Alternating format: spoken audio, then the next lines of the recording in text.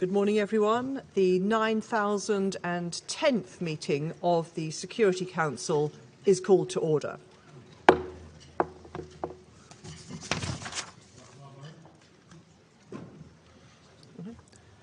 give the floor to the Russian Federation.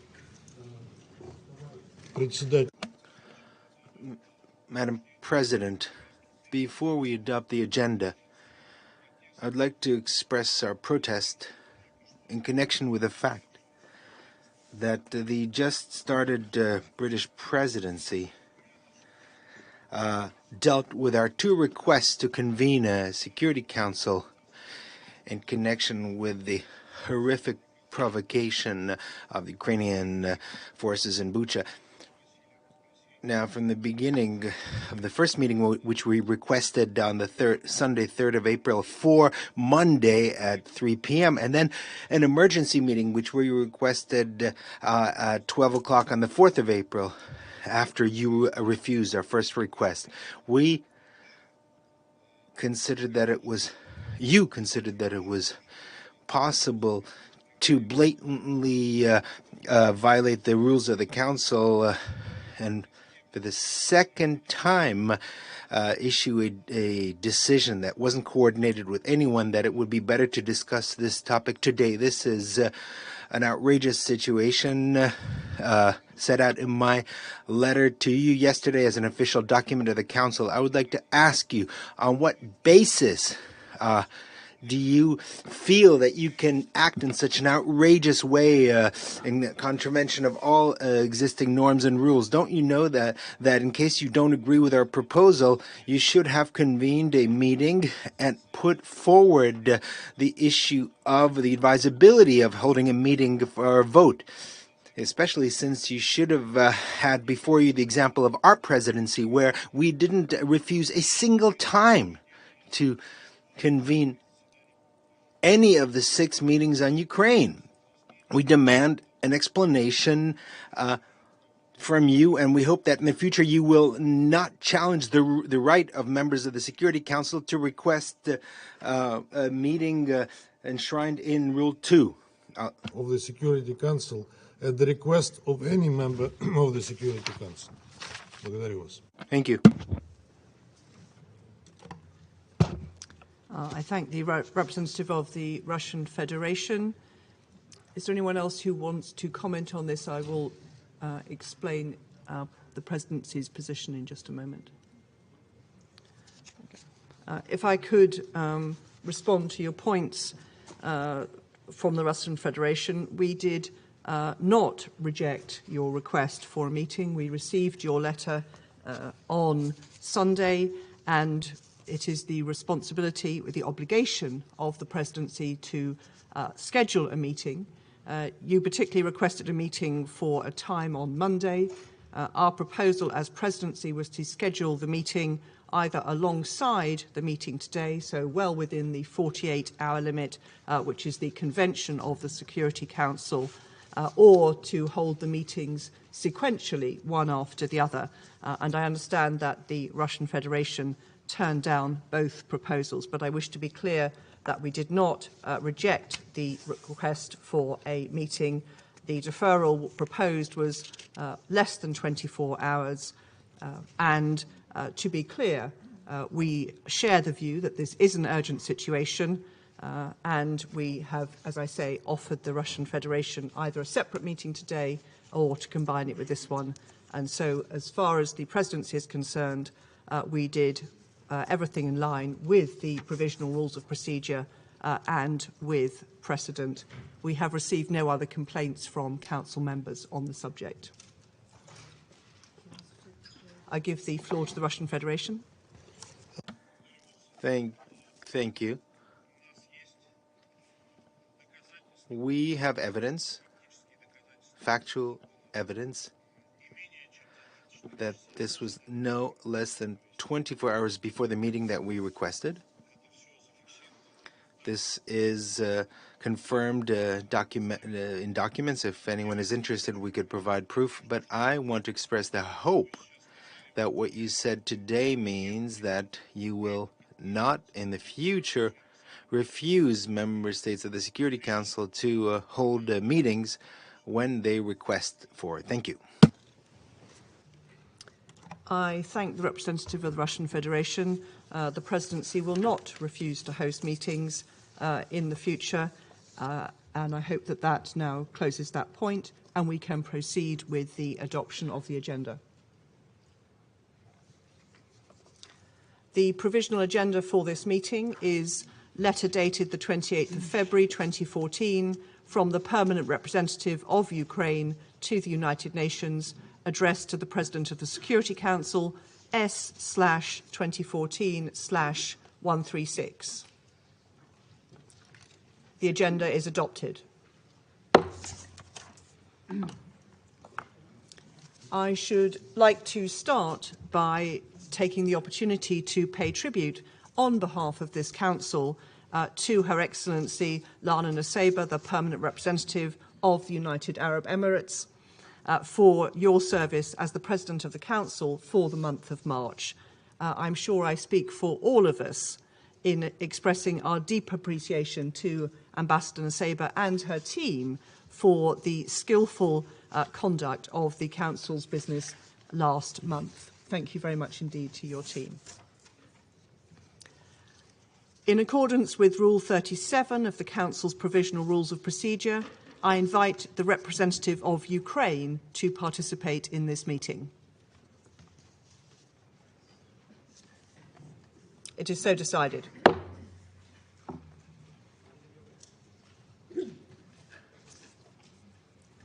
On behalf of the Council, I welcome the participation of His Excellency Mr. Volodymyr Zelensky, the President of Ukraine, and just add that, as usual precedent, the Permanent Representative of Ukraine will also join the meeting in case of any technical issues.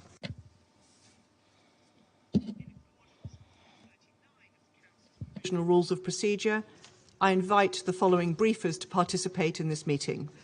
Ms. Rosemary DiCarlo, Under-Secretary General for Political and Peacebuilding Affairs, and Mr. Martin Griffiths, Under-Secretary General for Humanitarian Affairs, Emergency Relief Coordinator. It is so decided. In accordance with Rule 39 of the Council's Provisional Rules of Procedure, I also invite His Excellency Mr. Olof Skog, Head of Delegation of the European Union to the United Nations, to participate in this meeting. It is so decided.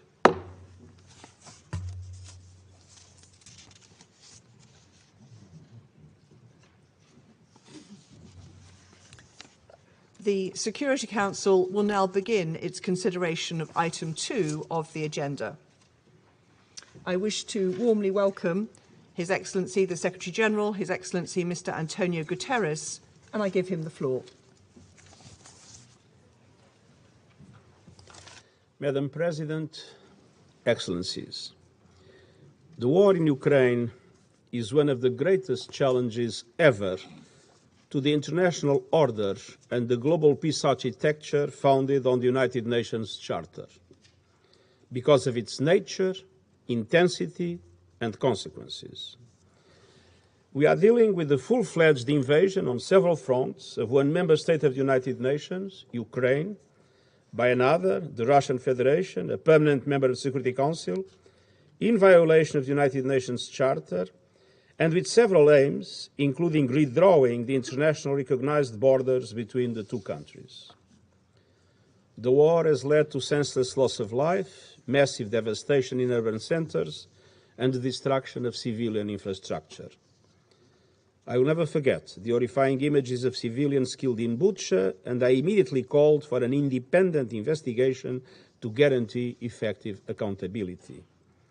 And I'm also deeply shocked by the personal testimony of rapes and sexual violence that now are emerging. The High Commissioner for Human Rights has spoken of possible war crimes, grave breaches of international humanitarian law, and serious violations of international human rights law. And the Russian offensive has also led to the displacement of more than 10 million people in just 1 month, the fastest forced population movement since the Second World War. far beyond Ukraine's borders. The war has led to massive increases in prices of food, energy and fertilizers because Russia and Ukraine are linchpins of these markets. It has disrupted supply chains and increased the cost of transportation, putting even more pressure on the developing world. Many developing countries are already on the verge of debt collapse due to the impact of the COVID-19 pandemic and the lack of adequate liquidity and debt relief, stemming ultimately from the unfair nature of our global economic and financial system. For all these reasons, it is more urgent by the day to silence the guns. That is why I asked the Emergency Relief Coordinator, Martin Griffiths, to travel to Russia and Ukraine to press for an urgent humanitarian ceasefire. And the Secretary-General Griffiths will update you on the humanitarian situation and the results of his contacts so far. And the Secretary-General Di Carlo will also brief you on the political and human rights dimensions. But as Secretary-General of the United Nations, it is my duty to call the attention of the Council to the serious damage being done to the global economy and particularly to vulnerable people and developing countries. Madam President, our analysis indicates that 74 developing countries with a total population of 1.2 billion people are particularly vulnerable to spiking food, energy and fertilizer costs. Debt obligations take up some 16% of developing countries' export earnings, and in small island developing states, the figure is 34% and rising because of increased interest rates and the need to pay for expensive imports. In the past months alone, wheat prices have increased by 22%, maize by 21%, and barley by 31%. Brent oil prices on the 1st of April were more than 60% higher than at the same time last year. A series of events have led to that, not only the present situation. Natural gas and fertilizer prices more than double over the same period. We are already seeing some countries move from vulnerability into crisis and signs of serious social unrest. The flames of conflict are fueled by inequality, deprivation, and underfunding. With all the warning signals flashing red, we have a duty to act. Madam President, the Global Crisis Response Group on Food, Energy and Finance that I set up last month has formulated some initial recommendations for the consideration of Member States, international financial institutions and others. On food, we are urging all countries to keep markets open, resist unjustified and unnecessary export restrictions, and make reserves available to countries at risk of hunger and famine. This is not the time for protectionism. Humanitarian appeals must be fully funded. People caught up in crises around the world cannot pay the price for this war. On energy, the use of strategic stockpiles and additional reserves could help ease this energy crisis in the short term. But the only medium and long-term solution is to accelerate the deployment of renewable energy, which is not impacted by market fluctuations.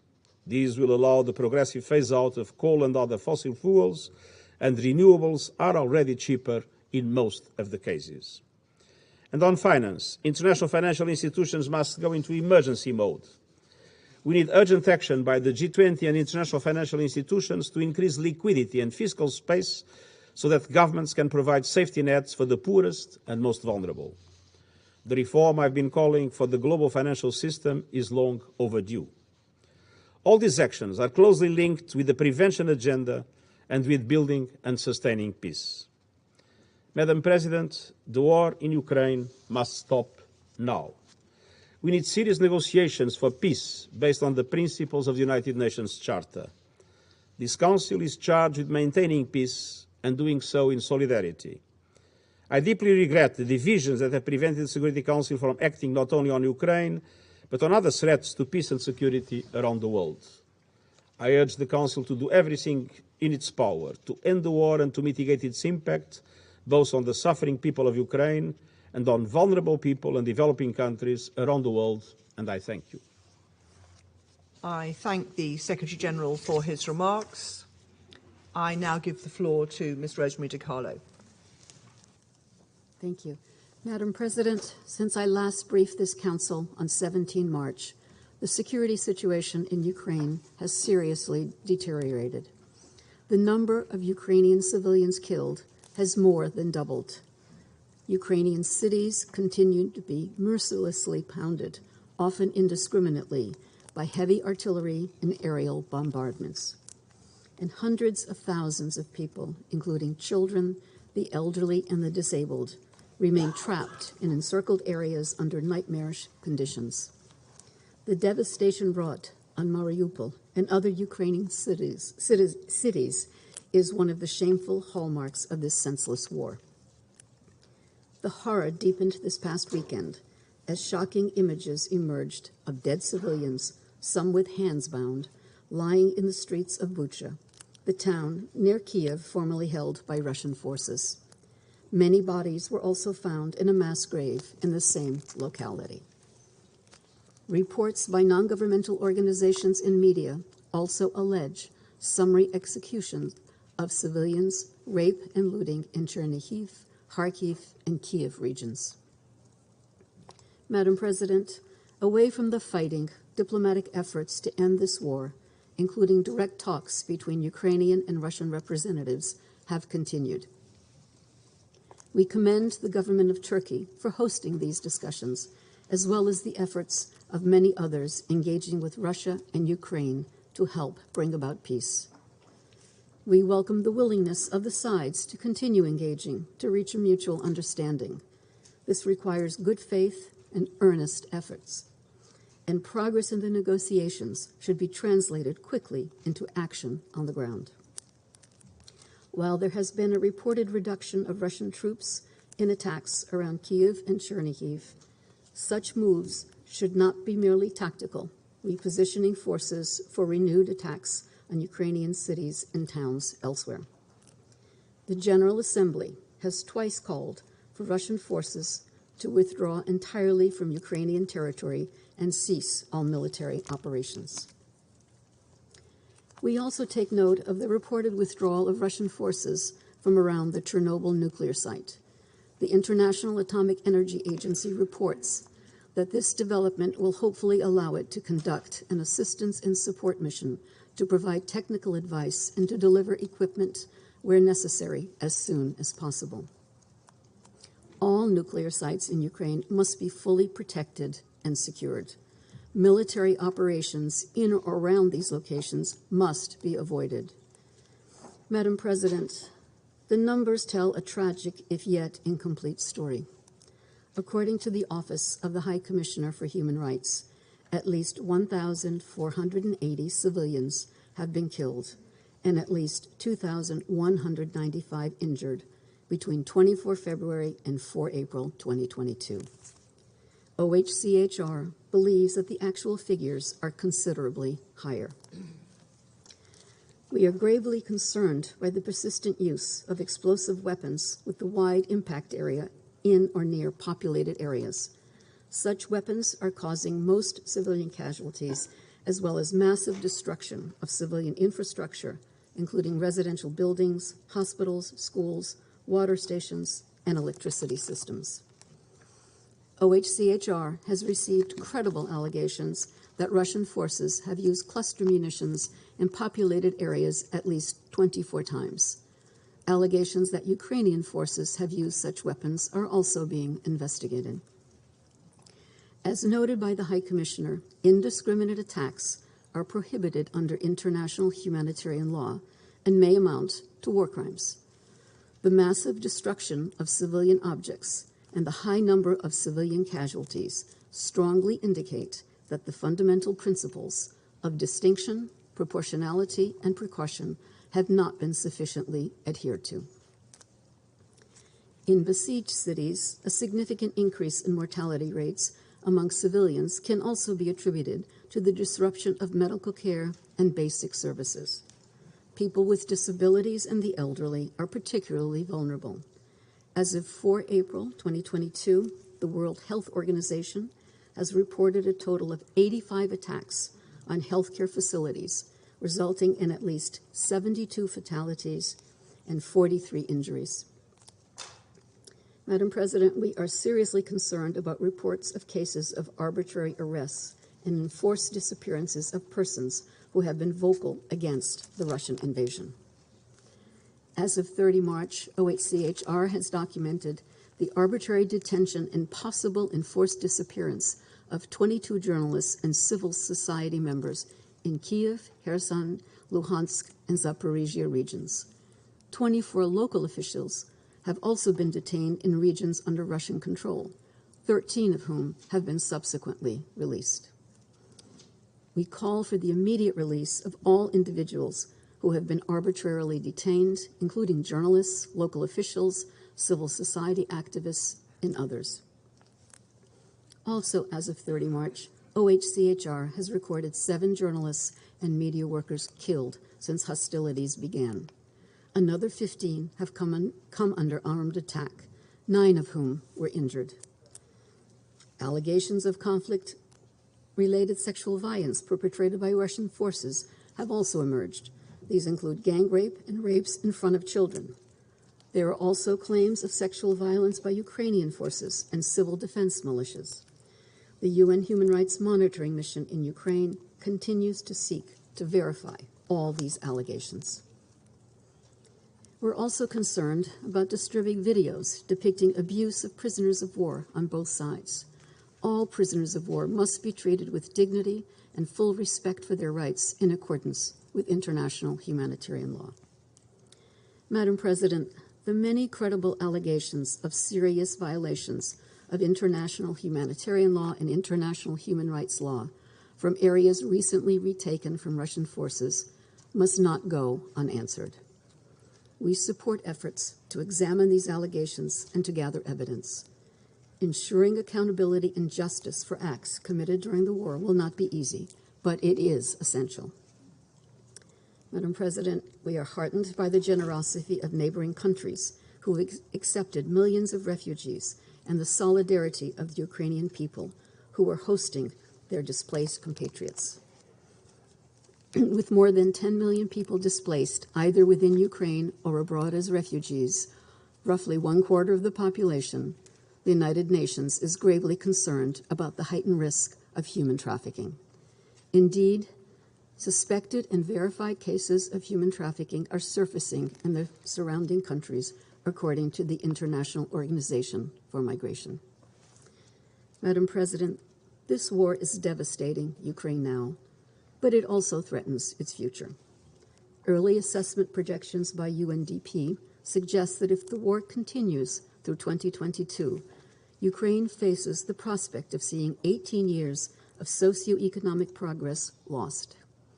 This would set the country and the region back decades and leave deep long-term social and economic fissures.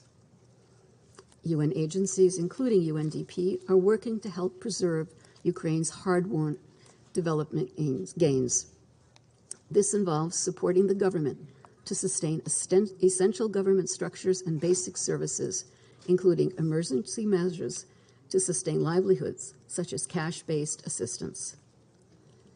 Madam President, the war in Ukraine has damaged Europe's security architecture. Its economic repercussions are already evident far from the battlefield. The longer the war continues, the greater the risk that it will further weaken the global institutions and mechanisms dedicated to preserve peace and security. The war was started by choice. There is no inevitability to it or to the suffering it is causing. The United Nations is ready to do everything within its means to help bring an end to it. Thank you, Madam President. I thank Mr. Carlo for her briefing. And I now give the floor to Mr. Martin Griffiths. Thank you, Madam President. As you've just heard from the Secretary General and Under Secretary General De Carlo, Ukrainian civilians are paying far too high a price for this war. I want to speak briefly about humanitarian needs and what we're doing to meet them before I then refer to my recent travels. In the last 6 weeks, as we have heard, at least 1,430 people have been killed, among them over 121 children, and we know this is very likely a serious underestimate. Homes and civilian infrastructure, bridges, hospitals, schools have been damaged and destroyed. And in fact, the current figures on displacement tell us that more than 11.3 million people have now been forced to flee their homes, and of that, 4.2 million are now refugees in those generous neighbouring countries that Rosemary has just been referring to. So in total, more than a quarter of the population of Ukraine has fled in this extraordinary short time. And unfortunately, we can imagine that these figures will continue to rise until we can find a pause and some peace. Madam President, the ground and air offensives and counteroffensives are making life nearly impossible for many civilians in Ukraine. Families, the elderly, women and children have been trapped by fighting already for too long. For more than 5 weeks, the people of Mariupol have been caught up in the fighting. And it is well documented that really Mariupol is a center of hell. Other cities like Chernihiv, Sumy and Kharkiv remain cut off from essential goods and services. And perilous conditions are hampering our efforts to access civilians or for them to access us. And we restate here that civilians must be allowed to move to safer areas without the fear of attacks and at their own choice and at their own selection.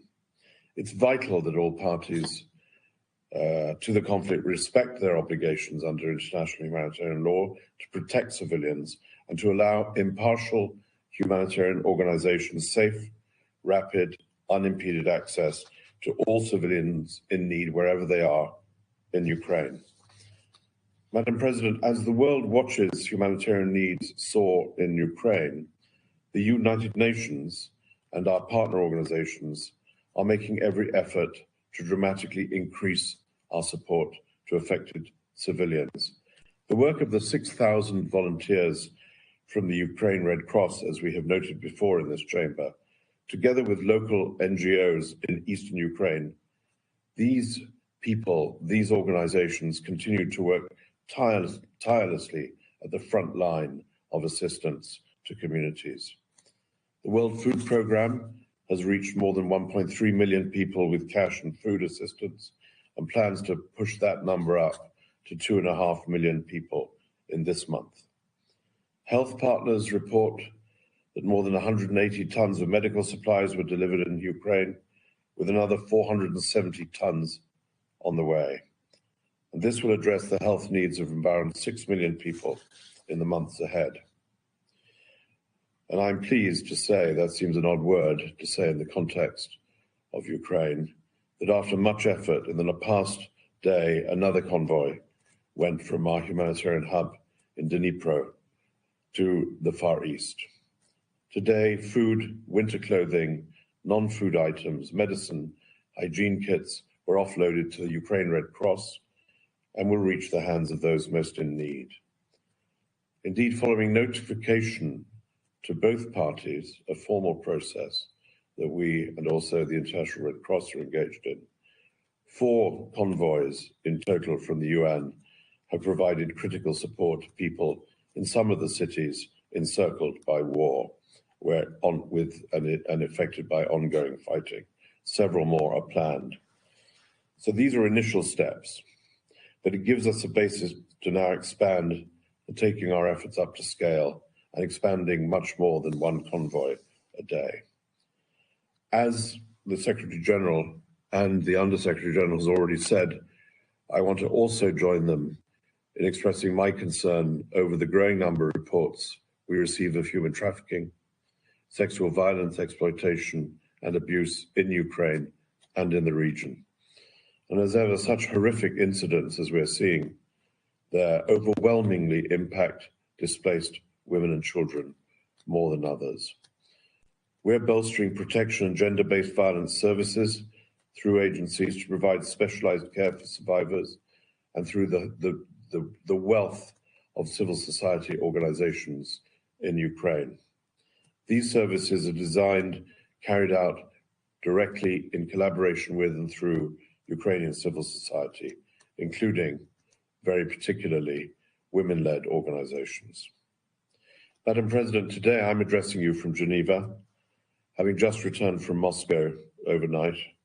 As you know, the Secretary General, as he said, charged me to bring both sides together on humanitarian grounds to explore both specific and sustained ways to reduce humanitarian suffering, including in particular, inter alia, but in particular, the pursuit of a humanitarian ceasefire. Yesterday in Moscow, I had long and frank exchanges with the Minister of Foreign Affairs, Sergei Lavrov, and his deputy, Sergei Vershinin, and then separately with Alexander Fomin, the Deputy Minister of Defense. In my meetings with these senior officials, I discussed also, in addition to these possibilities of humanitarian ceasefires, I discussed the issue of humanitarian convoys, of safe passage, including the 4 which I've already referred to. I outlined possibilities for building further on that cooperation, sharing specific suggestions for mutually agreed upon military freezes to allow for evacuation of civilians and for the safe passage of life-saving aid, in effect for humanitarian pauses in different parts of Ukraine to save lives and bring back a modicum of safety for those living in those places. My counterparts in Moscow received these suggestions, assured me of their intent to carefully study those ideas, which I left with them. And we agreed to remain in close contact. And I came away from these meetings believing that we have a very long road ahead of us, but it must be traveled. And Madam President, we will travel it. Tomorrow I plan to travel to Ukraine to have discussions with senior authorities from the Ukrainian government in Kyiv on Thursday on these same issues and others that they will no doubt present to me, and also to see firsthand with our crisis coordinator, Amin Awad, the humanitarian response. Madam President, thanks to generous donor contributions, many from governments in this chamber, the humanitarian response since February has indeed been scaled up, allowing us to meet the needs of 1.5 million people. We will need sustained financial support for needs in Ukraine. And like the Secretary General, I want to stress, as he has done consistently, that funding must not be diverted from other crises. And Madam President,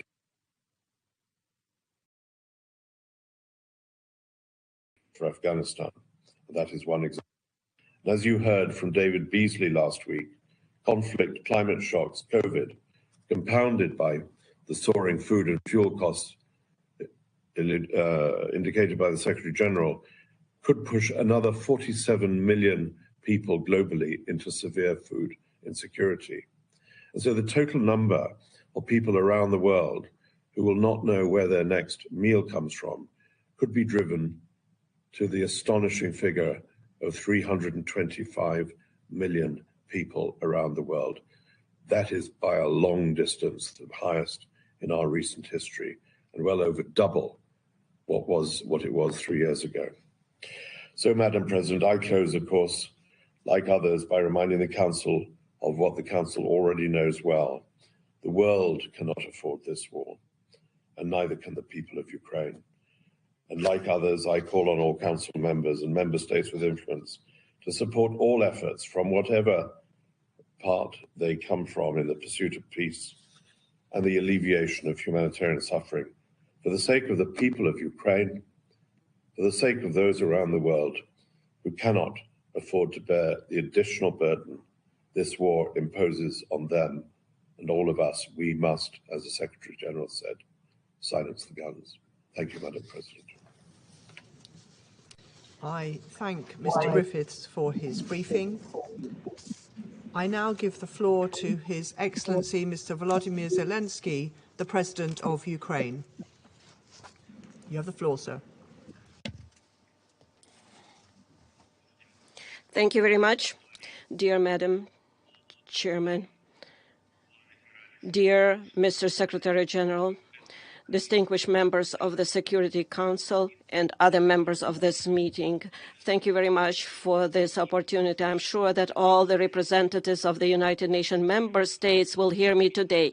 Yesterday, I returned from our city of Bucha, recently liberated from Russian troops, not far from Kiev. So there is not a single crime that they would not commit there. The Russian military searched for and purposefully killed anyone who served our country. They shot and killed women outside their houses when they just tried to call someone who is alive. They killed entire families, adults and children, and they tried to burn the bodies. I am addressing you on behalf of the people who honor the memory of the deceased every single day, in the memory of the civilians who died, who were shot and killed in the back of their head after being tortured. Some of them were shot on the streets, others were thrown into the wells, so they died there in suffering. They were killed in their apartments, houses, blowing up grenades. The civilians were crushed by tanks while sitting in their cars in the middle of the road, just for their pleasure.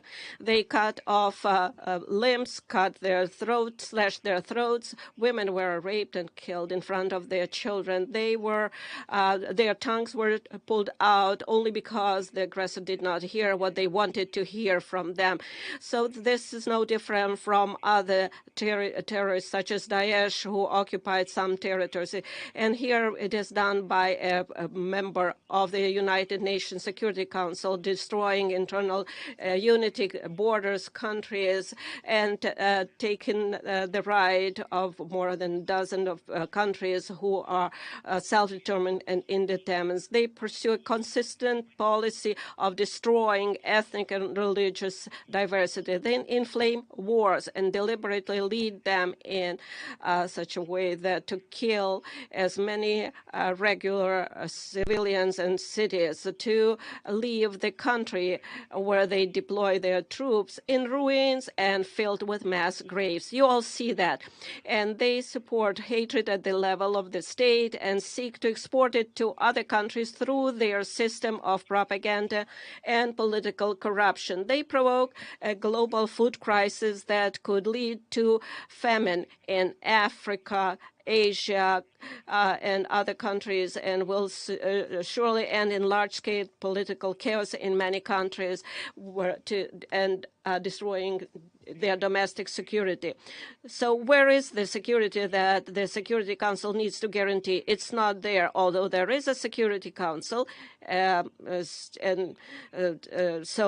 where is the peace? Where are those guarantees that the United Nations needs to guarantee? It is obvious that the key institution of the world, which must ensure the coercion of any aggressor to peace, simply cannot work effectively. Now the world can see that what Russian military did in Bucha while keeping the city under their occupation, but the world has yet to see what they have done in other occupied cities and regions of our country. Geography might be different or various, but cruelty is the same, crimes are the same, and accountability must be inevitable. Ladies and gentlemen, I would like to remind you of Article 1, Chapter 1 of the UN Charter. What is the purpose of our organization? Its purpose is to maintain peace and make sure that peace is adhered to. And now the UN Charter is violated literally, starting with the Article 1. And if so, what is the point of all other articles? Today, as a result of Russia's actions in our country, in Ukraine, the most terrible war crimes of all times we see since the end of World War II, and they are being committed. Russian troops are deliberately destroying Ukrainian cities to ashes with artillery and airstrike. They are deliberately blocking city, creating mass starvation. They deliberately shoot columns of civilians on the road trying to escape from the territory of hostilities. They even deliberately blow up shelters where civilians hide from airstrikes. They are deliberately creating conditions in the temporarily occupied territories so that as many civilians as possible are killed there. The massacre in our city of Bucha is only one, unfortunately, only one of many examples of what the occupiers have been doing on our land for the past 41 days. And there are many more cities, similar places where the world has yet to learn the full truth. Mariupol, Kharkiv, Chernobyl, RTUK, Borodyanka, and dozens other Ukrainian communities. Each of them is similar to Bucha. I know, and you know perfectly well, what the representatives of Russia will say in response to the accusations of these crimes. They have said that many times.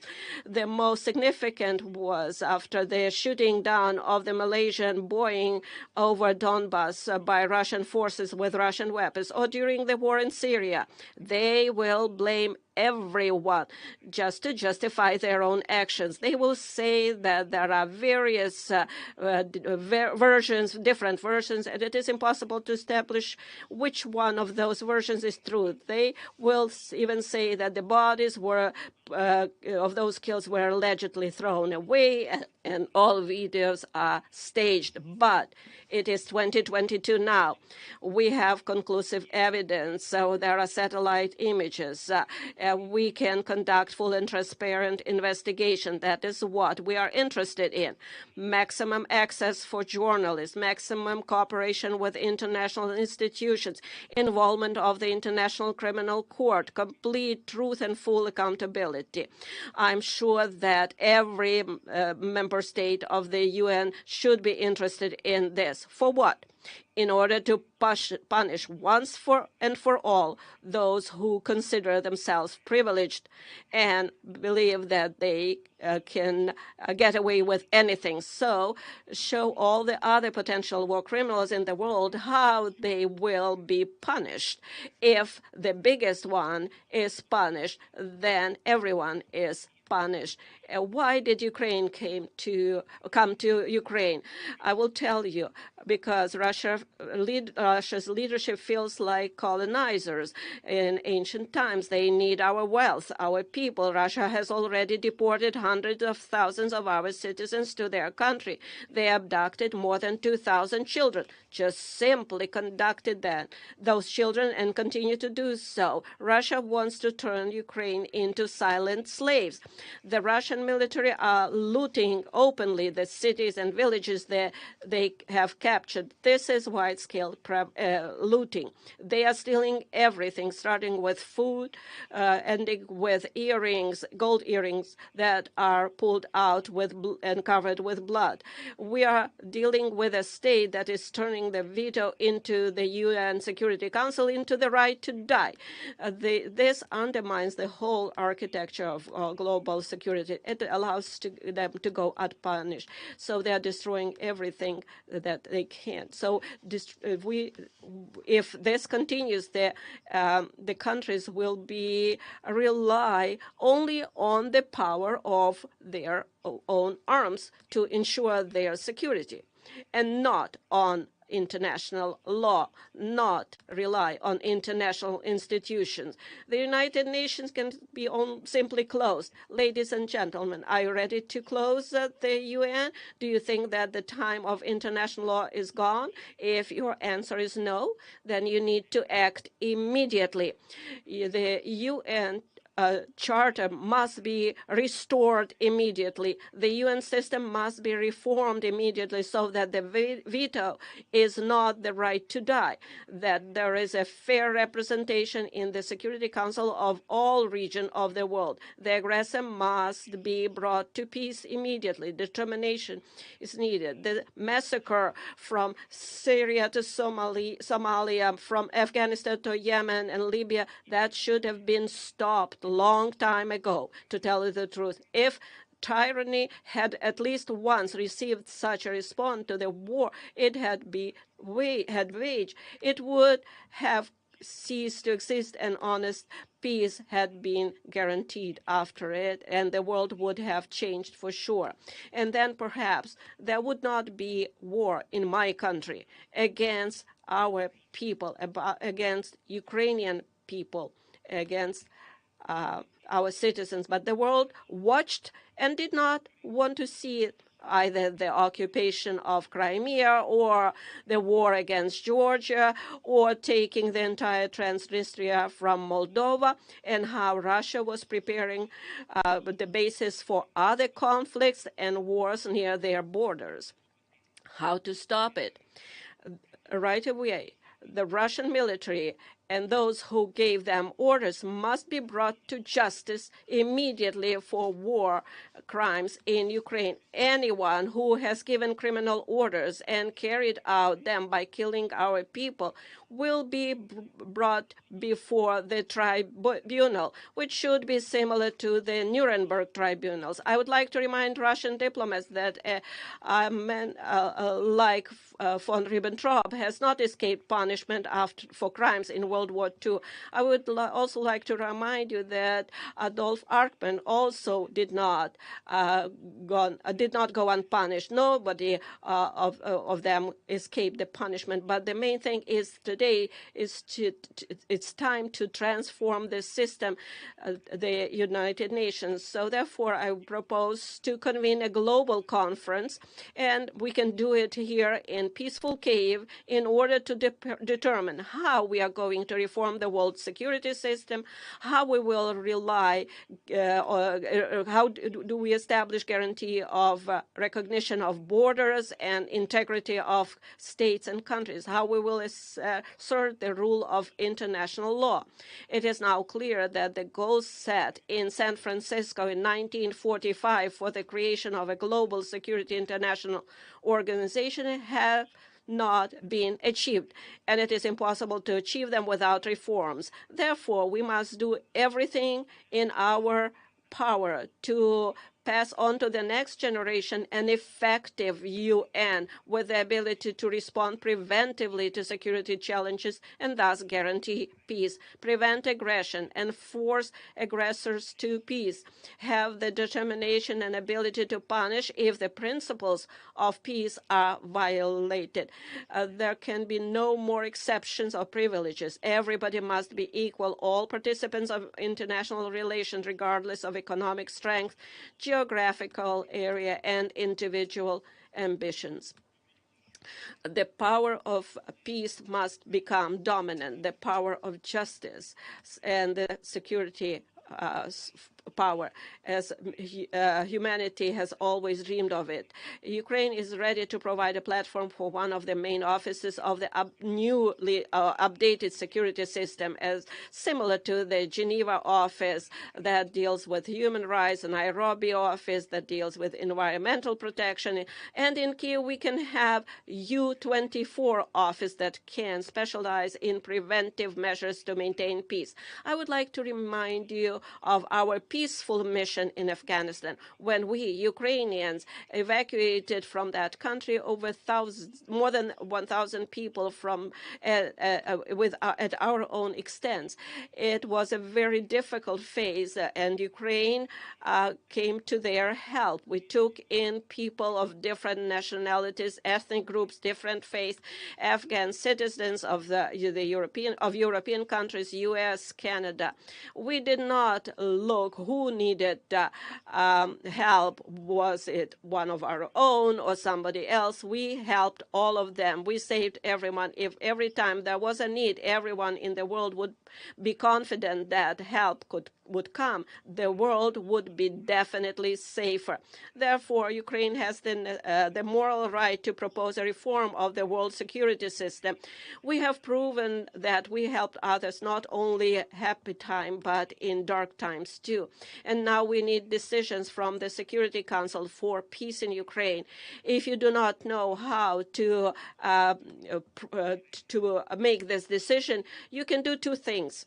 Either remove Russia as an aggressor and a source of war, so it cannot block decisions about its own aggression, its own war, and then do everything that we can do to establish peace. Or the other option is, please show how we can reform or change, dissolve yourself, and work for peace. Or if there is no alternative and no option, then the next option would be dissolve yourself altogether. And I know that you can admit that if there is nothing that you can do besides conversation, we need peace. Ukraine needs peace, Europe needs peace, and the world needs peace. And finally, I would kindly ask you very much to watch this short video.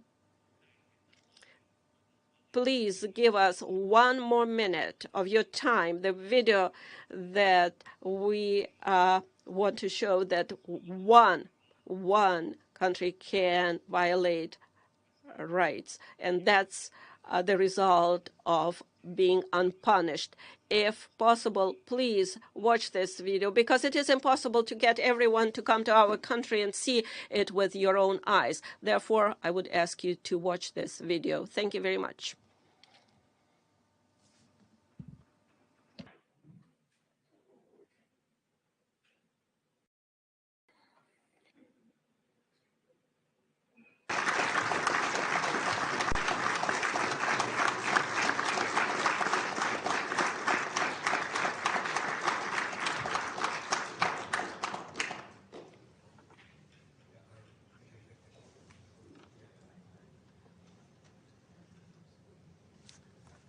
The video.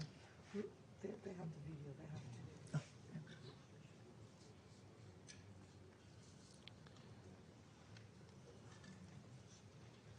I'm not sure. The video, is it just coming?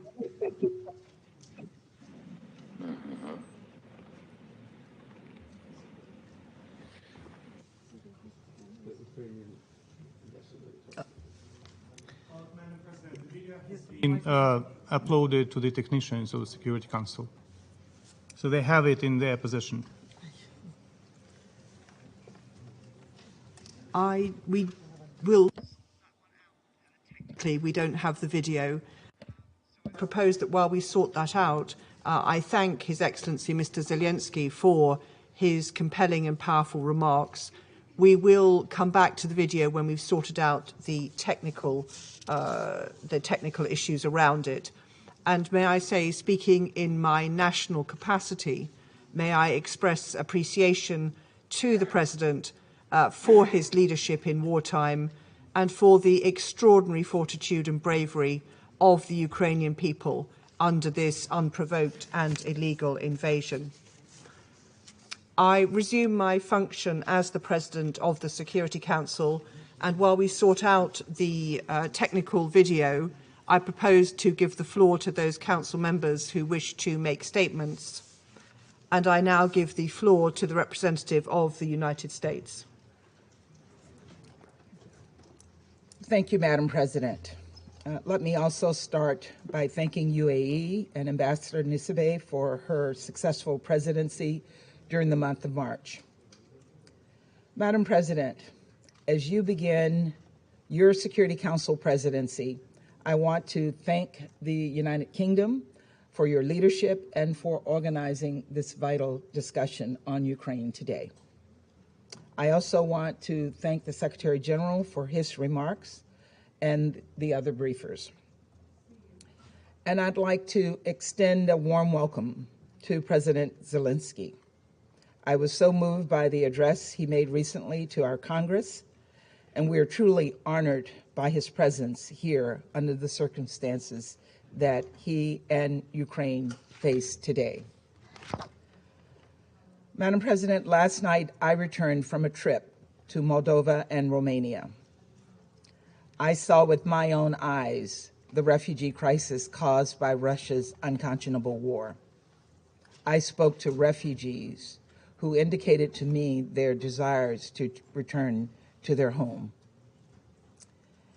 And we've all seen the images on TV of the bombed out buildings, But what we have not seen is that behind those destroyed buildings are destroyed lives and destroyed families.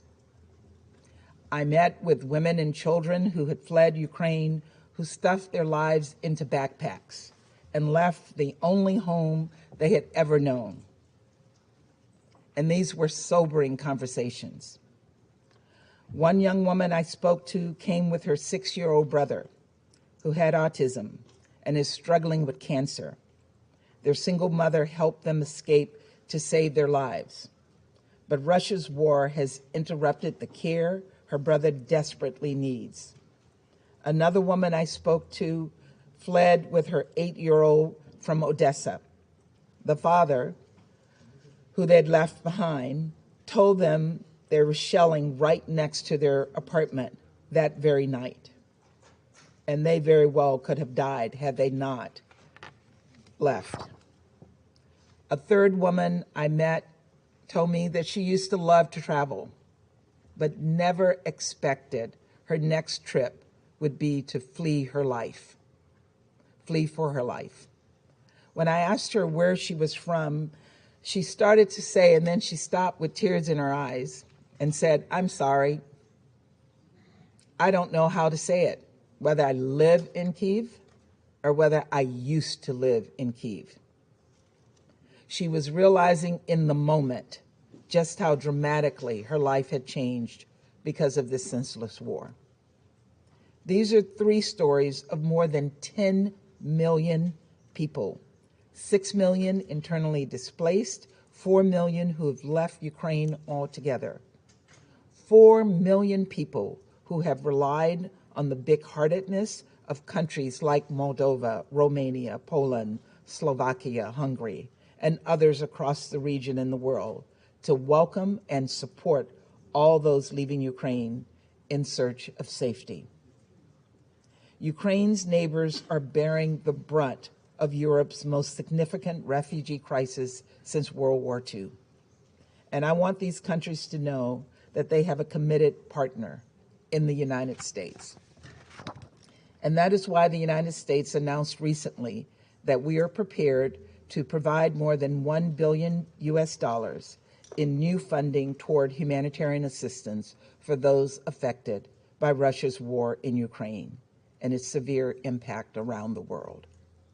And it is why we are welcoming up to 100,000 Ukrainians and others fleeing Russia's aggression to the United States.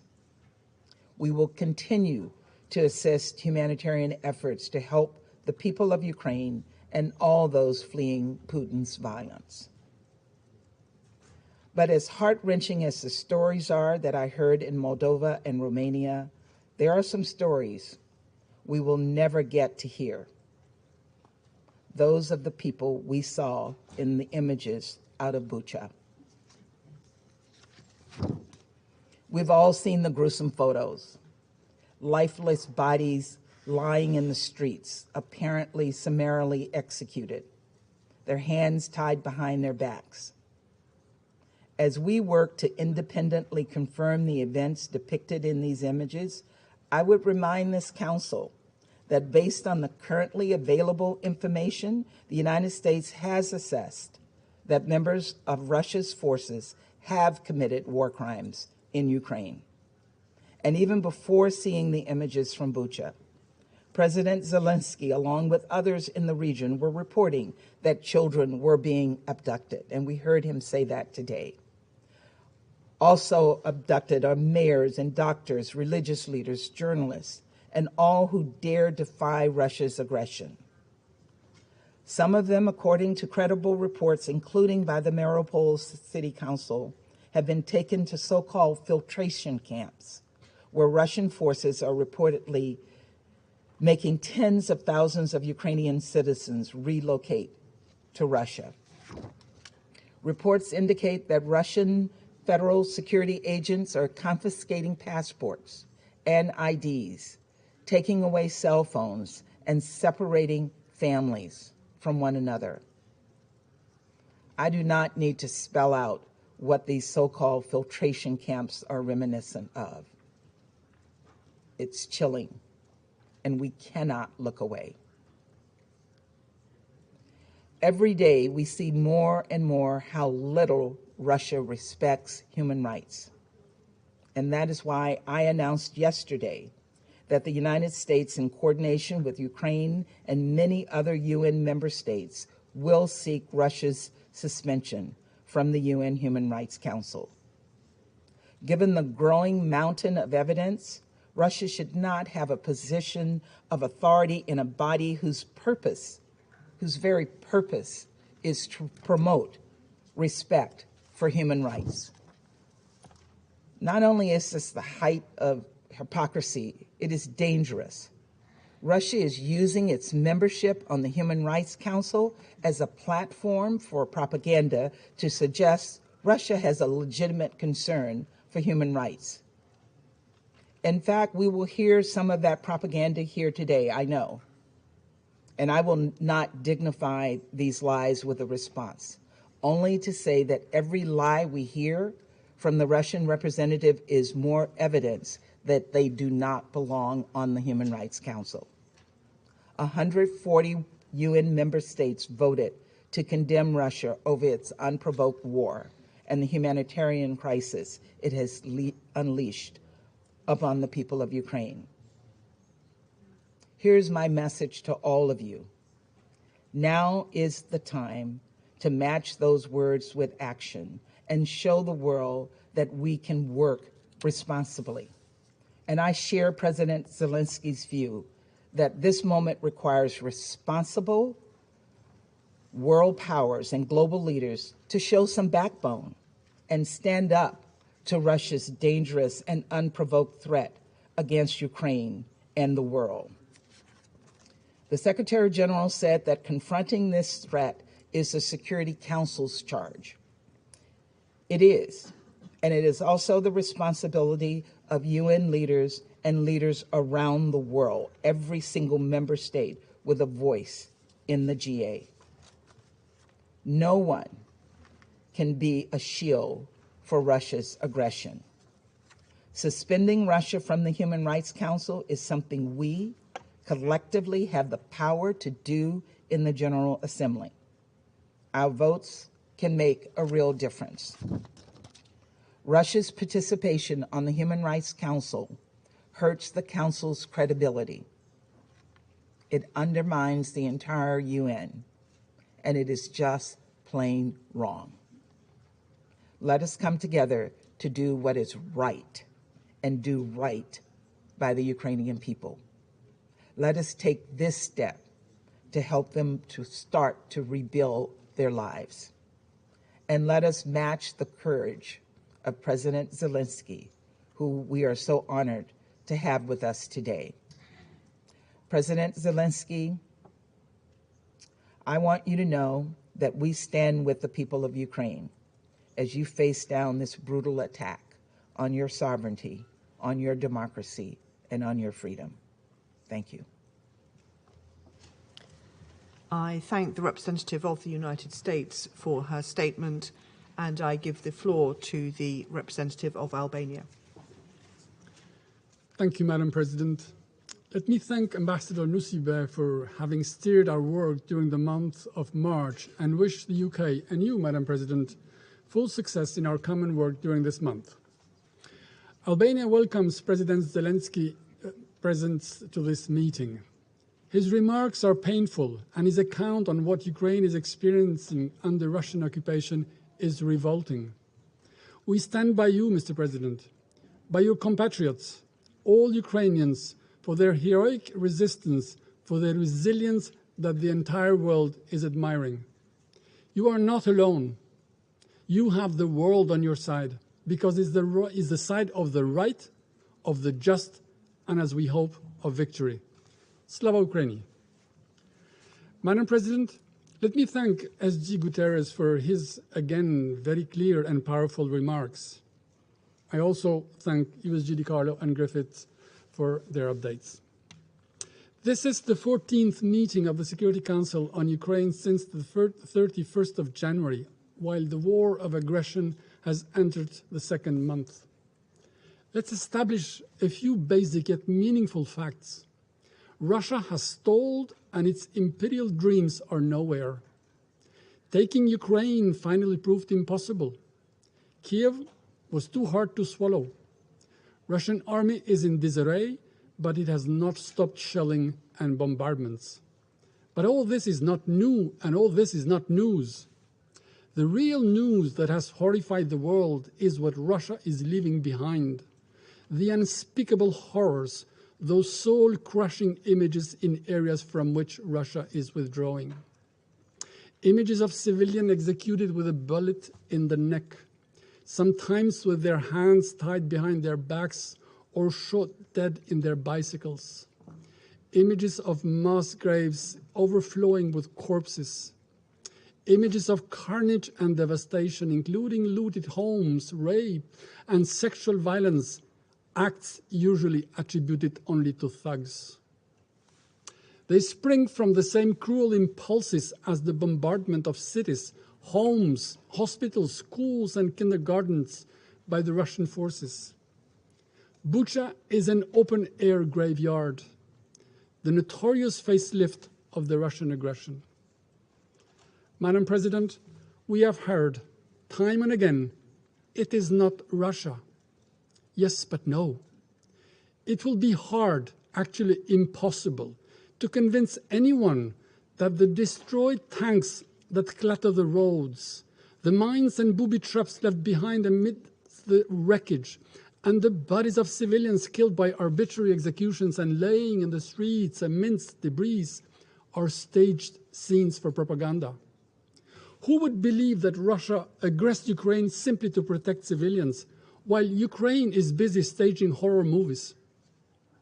You may muzzle media back home, but you cannot fool satellite images. You cannot blind independent reporters and human rights NGOs on the ground. Waiting for Russia to accept and tell the truth is waiting for Godot to arrive, and he never does. These are facts, hard and sickening proof of the atrocities committed, the ugly face of this madness.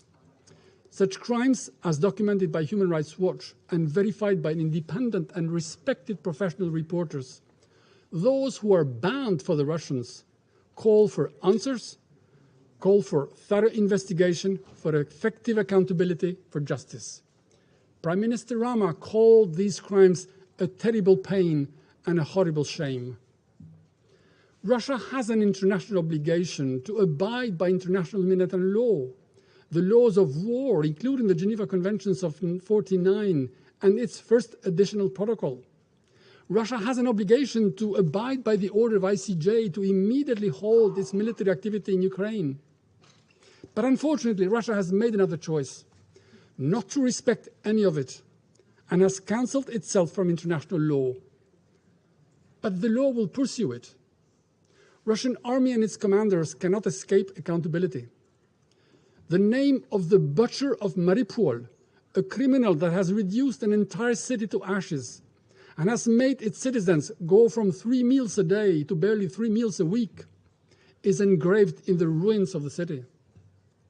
This is why we will support the call to suspend Russia's participation in the Human Rights Council. The UNGA resolution that created the Council stipulates that, and I quote, members of the Council will respect the highest standards in the promotion and protection of human rights.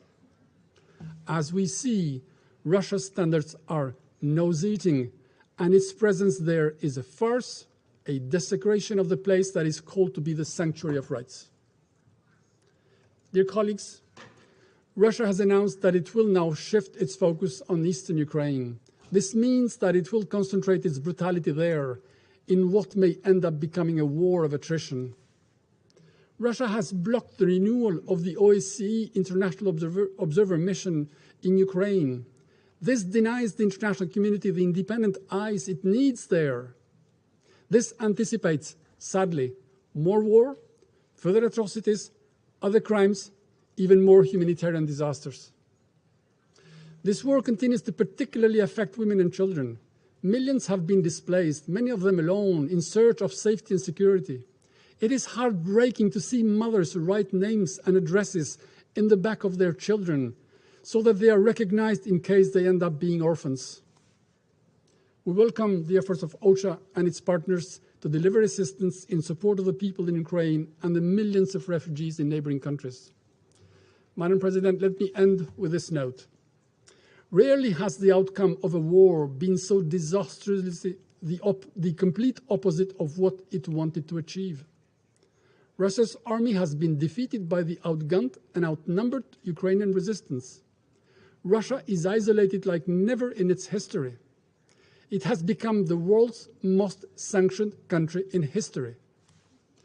No country has ever seen itself transform in a matter of only 10 days from a global player into a financial and international pariah, to the point that it is obliged to find comfort in the support from North Korea and Syria.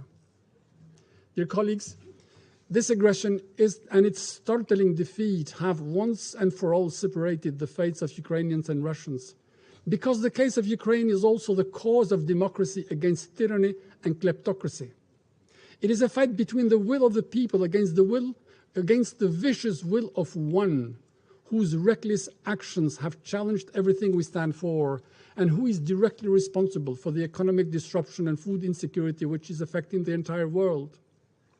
He may choose to stop, withdraw troops, and quit Ukraine, or continue to descend in the very abyss he has created and face the consequences. I thank you. I thank the representative of Albania for his statement. I understand that we now have solved the technical problems, so I suggest we return to the video. Thank you.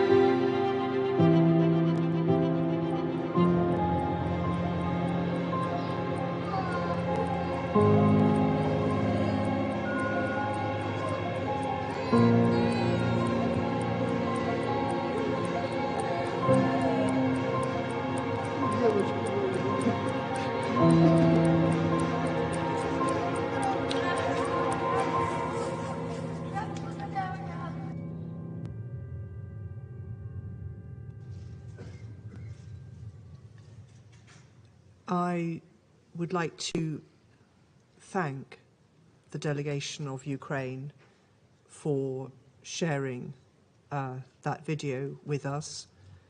The images are harrowing.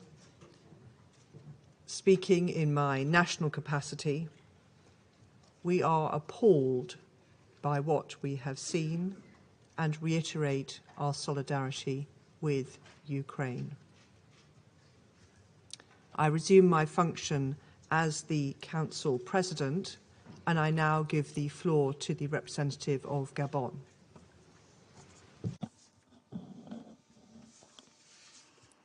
I would like to, at the outset, express my appreciation to the Ambassador of the United Arab Emirates for her remarkable presidency. I thank the Secretary General, Mr. Antonio Guterres, Under Secretary General Madam Rosemary DiCarlo, as well as Mr. Martin Griffiths for their respective briefings. I welcome the participation in this meeting of President Zelensky. Madam President, we continue to witness, powerless, the war in Ukraine, while the grim toll of the dead and displaced mounts and fighting continues even as lives and civilian infrastructure are destroyed day in, day out One day of war is without a doubt one day too many. And as the conflict enters its 6th week, the number of displaced persons is now surpassing the 10 million mark, almost 4 million of which have sought refuge in neighboring countries.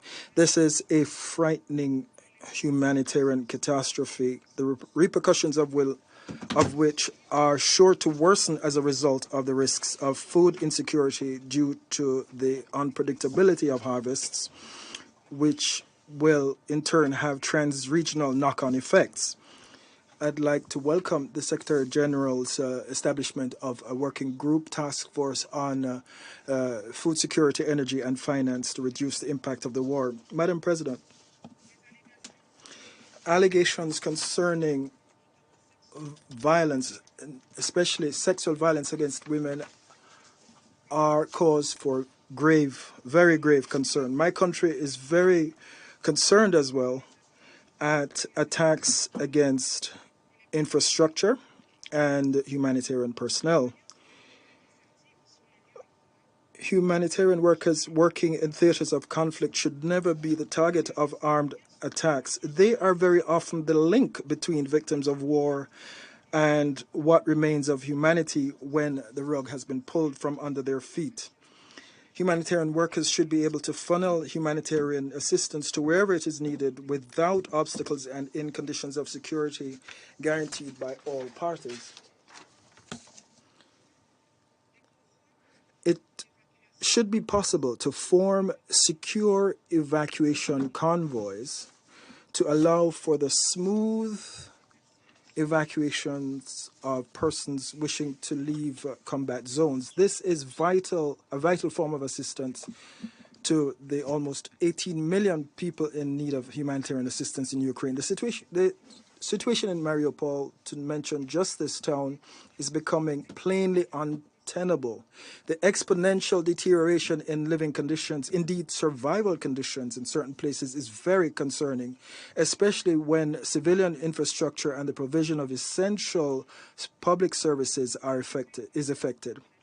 We are concerned at the risks of disease resulting from water shortages in certain parts of Ukraine, but also health risks ensuing from the lack of access to primary or specialized health care. Women, children, the elderly, and anyone not taking part in hostilities should be able to be rescued in every sense of the word without fearing for their lives. Madam President, war is a horror, a break with that which binds us together as humans. It is precisely to seek to reduce the effects of this break that international humanitarian law exists.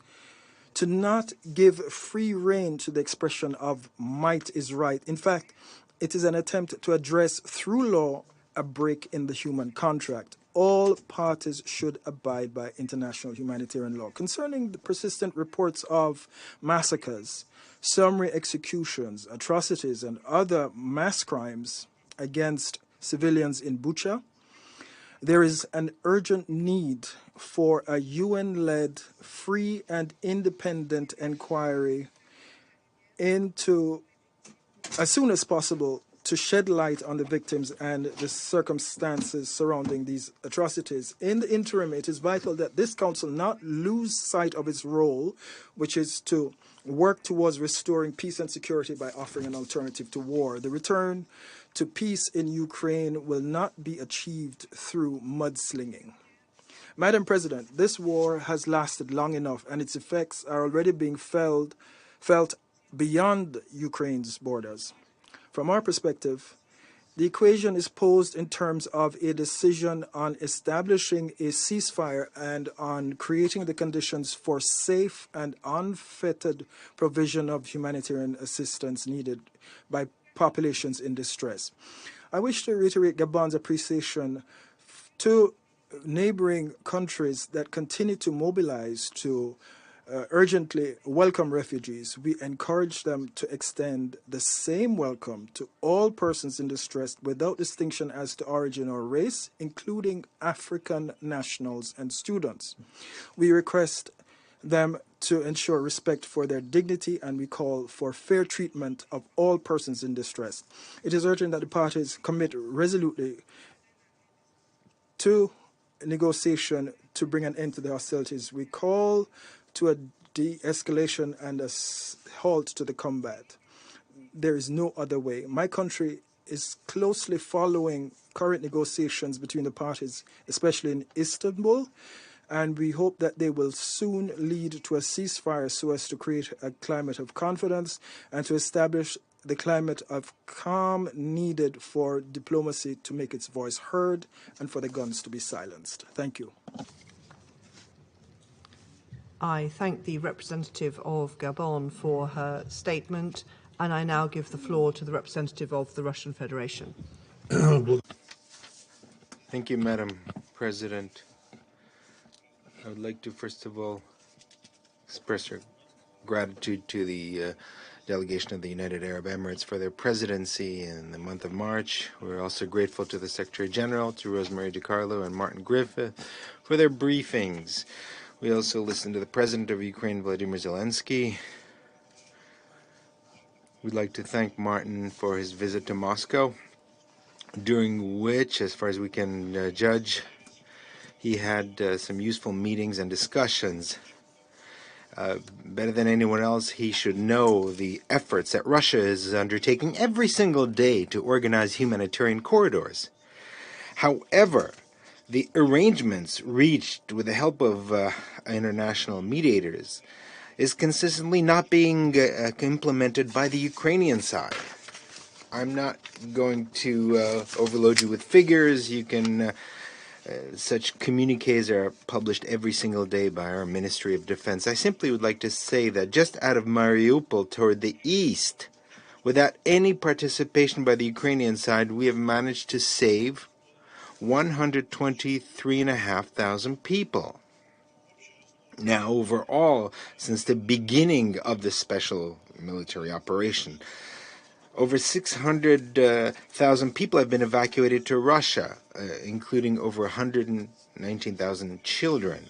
And we're not talking about any kind of coercion or abduction, as our Western partners like to present this, but rather the voluntary decision by these people is testified by many videos that are accessible in social media. Madam President, another topic of the meeting was declared today, which is practically not being discussed today, so I'm going to leave that out. I simply would like to take advantage of the virtual presence here of the President of Ukraine and would like to address him directly. Now, we place on your conscience the ungrounded accusations against the Russian military, which are not confirmed by any eyewitnesses. And we spoke about this in detail yesterday at our press conference. Vladimir Alexandrovich, we all remember when in 2019 you were elected as the President of Ukraine. Now, there were a lot of hopes tied to your election because you were, as a candidate, pledged peace and an end to the war in Donbass, including the Russian-speaking population, which you pledged to protect. So it seemed that we were on the verge of correcting the historical injustice when, as a result of the Maidan coup in 2014, Ukraine began to be transformed into a hateful anti-Russia. And that seemed to be on the verge of being turned, that page of being turned. However, those hopes failed to be to materialize, and now you scornfully call the residents of Donetsk and Lugansk People's Republic as a subspecies, repeating what your predecessor stated, who in fact threatened that the residents of the Donetsk and Lugansk will rot in their basements. And you are calling on them to return, to leave and to Russia. And now you've declared war against your native Russian language. by introducing, in essence, a linguistic inquisition in a country where Russian is the native language for a minimum of 40% of the population. And today, explosions and artillery rounds are exploding over the entire territory of Ukraine, and not only in the east, where they haven't ceased for the past 8 years. And they're exploding precisely because there was no other way of bringing peace to the Donbass, unfortunately. After you and your subordinates categorically refused to comply with the Minsk agreements, at the same time by preparing already back in March to solve the problem of the Donbass by military means. In the course of our special operations, we have found many secret orders testifying to this. We are told that there can be no Nazis in Ukraine. However, we know very well that not only are they there, but unfortunately they are running the show. And how can it be any other way when the national heroes of Ukraine are Nazi collaborators Bandera and Shuhevich, who are responsible not only for the Holocaust, but the killing of hundreds of thousands of peaceful Poles, Russians, Ukrainians, and Jews? You simply preferred not to notice Ukrainian Nazis, pretending that they're simply not there. But unfortunately, they are there. And they are very many of them, and among them a lot of young people. How do we know that? Well, they're not concealing it. They have tattoos made, Nazi tattoos. They decorate their clothing with swastikas and other Nazi symbols. They give Nazi greetings, and they're open about it in the social media. There are particularly many of them in the national battalions such as Aidar, the Right Sector, and the Azov Battalion. And that would be one thing, but they're also acting like Nazis, and they're killing like them. And they're not just killing Russian or prisoner soldiers, on which they torture and gloat about it on the social media, but they kill their own. Your neo-Nazis and radicals have shown unrivaled cruelty against the civilians, which they use as human shields, and position heavy artillery next to residential buildings and multiple rocket launchers as well. Today we've heard once again a huge amount of lies about Russian soldiers and military. We have hundreds, if not thousands, of video testimonials of people who are ready to provide testimony about the cruelty of Ukrainian nationals. I'll just read some of them here. These are cruel histories, but you need to hear them. Natalia Kudinova says, the mayor of the town was one of the first to run away. Afterwards, the Ukrainian authorities lied that Russia was not letting people through humanitarian corridors. The National Battalion Azov, under threat of death, kept women and children in basements, and it robbed civilians at checkpoints. A grandmother said that the Azov Battalion did not allow her to leave basements. Anyone trying to leave was shot. At the Azov checkpoint, women and girls were stripped naked and had their jewelry and money taken away, including their Valentina Nikolaevna Borisenko says how Ukrainian soldiers kicked out women with 2 children from a private home and then used it to lob mortar rounds. And that woman had 2 children. They were kicked out by soldiers with blue armbands. Those are Ukrainian insignias, insignias of the Ukrainian army. Marina Vasilyevna testified that she was tortured in a basement by Ukrainian security services. They tied me to a sewer pipe when I found out I was Russian. They beat me, used electric current, raped me, and they threatened to rape my young daughter. Shapovalova Olga Georgievna, we left Mariupol from Mangusha on the 25th of March. firing positions of the Ukrainian army were positioned between residential homes and in the courtyard of a school. They used civilians as cover. In the neighborhood around the drama theater, a Ukrainian tank drove around, firing indiscriminately, including targeting residential buildings. On the territory of the 69th, 68th, and the 5th school, tanks were stationed. I saw this with my own eyes. Madam Suportkina Olga Sergeyevna, this is her testimony. In school number 15 of Mariupol, starting from 25th of February, the Ukrainian armed forces took up positions and left on the 7th of March. They directed fire from there. Our building was badly damaged from the shelling. On the 8th and 9th of March, there was intense shelling, intentionally targeting residential homes. Ukrainian soldiers were asked why they're doing it. They replied that until they destroy the entire Russian spirit in whole, they will remain there. They started looting immediately. They plundered all the shops. And it was the forces of the Donetsk People's Republic that helped evacuate us and drove us to Mangusha. There are many other heart-rending stories. There are Russians and Ukrainians tortured to death with swastikas burned into their chests. There are looters and criminals who you distributed weapons to. There are civilians and foreigners who are held hostages. And in spite of all factual evidence and common sense, you're trying to lay the blame for their death on the Russian military. This is absolutely unacceptable. The fact that even consider that Russian military would be capable of this. And now we're seeing blatant criminally staged events with the Ukrainian civilians who were killed by their own radicals in the best traditions of Goebbels to accuse the Russian army. Those killed in the areas from which the Russian forces withdrew after encouraging peace negotiations in Istanbul. So now it turns out that we shouldn't have withdrawn. I'm talking about Bucha first and foremost. I understand that you saw corpses and heard testimonials, but you only saw what they showed you. You couldn't ignore the flagrant inconsistencies in the version of events which are being promoted by Ukrainian and Western media.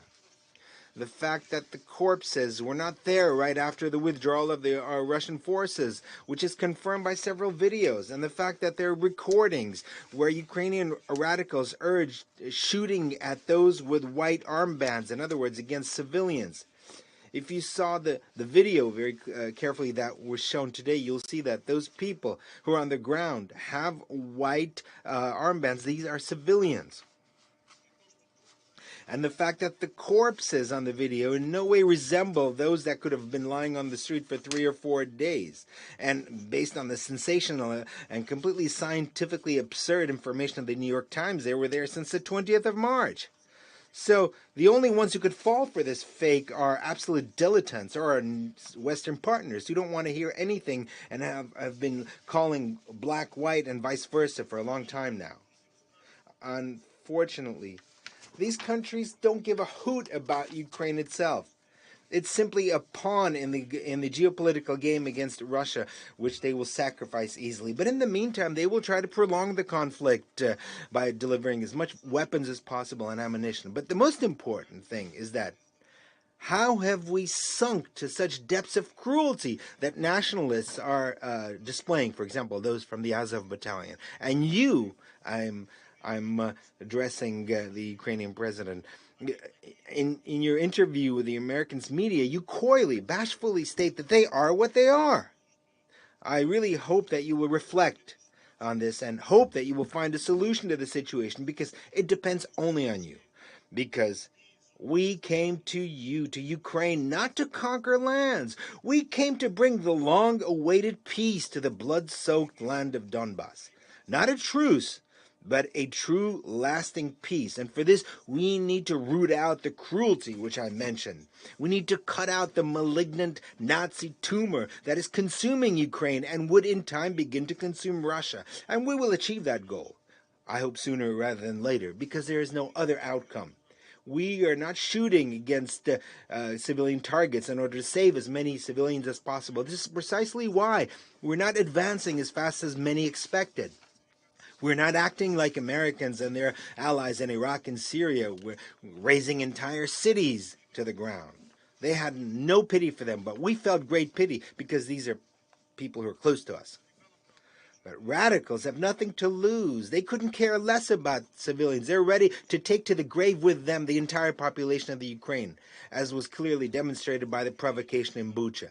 Don't allow the West to achieve its goals, Vladimir Alexandrovich. Make the right decisions that are needed for your country, because the West is ready to fight in the Ukraine until the last Ukrainian. Make that decision now, because the real situation on the front. Later, it might be too late soon. Thank you very much for your attention. I thank the representative of the Russian Federation for his statement, and I now give the floor to the representative of Ireland. Thank you very much, Madam President, and I'd also like to thank the Secretary-General and our other briefers this morning. I want to express a very warm welcome to President Zelensky being with us this morning. President Zelensky, your courage, your leadership, and the courage of the Ukrainian people are an example to all of us.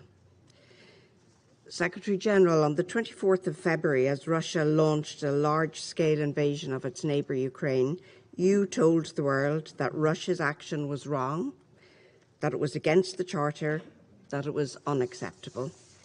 We agreed with you. However, you also told us that this invasion was reversible and called on President Putin to end this war to save innocent lives. We echoed those calls. Sadly, 40 days later, our call has been left unanswered. Instead, over the last 40 days, we have witnessed unprecedented levels of destruction and human suffering. We are watching cities pounded by Russian artillery. We are seeing millions forced to flee their homes, seeking refuge from Russian aggression. Just minutes ago, here in this chamber, we have seen the utterly shocking images of civilians lying dead in the streets of Bucha and elsewhere in Ukraine. Some, we know, are piled into improvised mass graves. Simply harrowing. So many innocent lives lost on our watch as our pleas for peace go unheeded. The attempts here today to deny Russian culpability are frankly appalling in their cynicism, and I see them as an insult to the memory of those slaughtered civilians. Madam President, we roundly condemn the atrocities reportedly committed by the Russian armed forces in a number of occupied Ukrainian towns. The images from Bucha and other towns in the Kyiv region, liberated by Ukrainian forces, are horrifying. We here cannot suspend our humanity. Our thoughts, first and foremost, must be with the families of those killed. Their pain at the loss of their loved ones in such an unspeakable manner is almost unimaginable. Let's be clear. The Russian authorities are responsible for these atrocities committed while they had effective control of the area. The Russian authorities are subject to the international law of occupation. There can never be impunity from such crimes. Never, ever. Not in Bucha, not in any other town or village, ever. Where crimes have been committed, they must be fully investigated and evidence preserved so that these crimes can be prosecuted by domestic and international courts, including the International Criminal Court. Ireland will continue to support efforts to ensure robust and independent investigation of all violations of international law. We must have accountability and justice for the victims and for the survivors of this war. We at this table share that responsibility in face of such atrocity. We call on the Russian Federation to abide by the order of the International Court of Justice and to immediately cease its military action and withdraw from the entire territory of Ukraine. Madam President, in the last 40 days, we have seen a horrific humanitarian disaster unfold in Ukraine because of the Russian Federation's unprovoked and unjustifiable further invasion of that country. A country where just weeks ago citizens lived in relative peace and prosperity, and one which has been transformed now into one where families lack access to basic necessities, where basements have become bomb shelters, where millions have become IDPs and refugees. The use of explosive weapons in populated areas has had a devastating impact on civilians in the midst of active hostilities.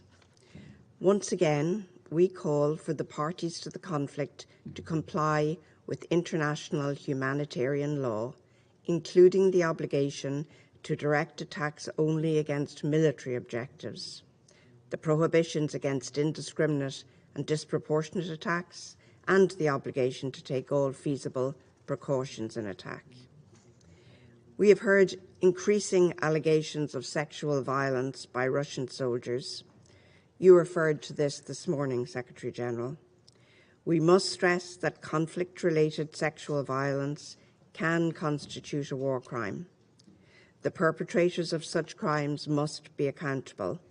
They must be held accountable. They will be held accountable. Sexual violence is another abhorrent crime of this war that cannot go unanswered. We again reiterate the need for full, safe and unhindered humanitarian access to those in need, as called for today by Martin Griffiths. Secretary General, we again echo your call for Russia to implement an immediate humanitarian ceasefire. It is the very least the aggressor can do. It is way past time. As we know, the reverberations of this war are reaching far beyond Ukraine. It's unacceptable that Russia's war of choice against Ukraine is also having, and will continue to have, significant spillover effects across the globe. Deterioration of food security, surging energy prices, increasing poverty. The most vulnerable and impoverished in developing countries will suffer the most. We utterly reject that. Madam President, it is our collective responsibility here at this table to maintain international peace and security, nothing less. This is why we call on the Russian Federation to stop this war, to stop its unlawful attempts to establish occupying authorities, to stop destabilizing the democratic foundations of the Ukrainian state.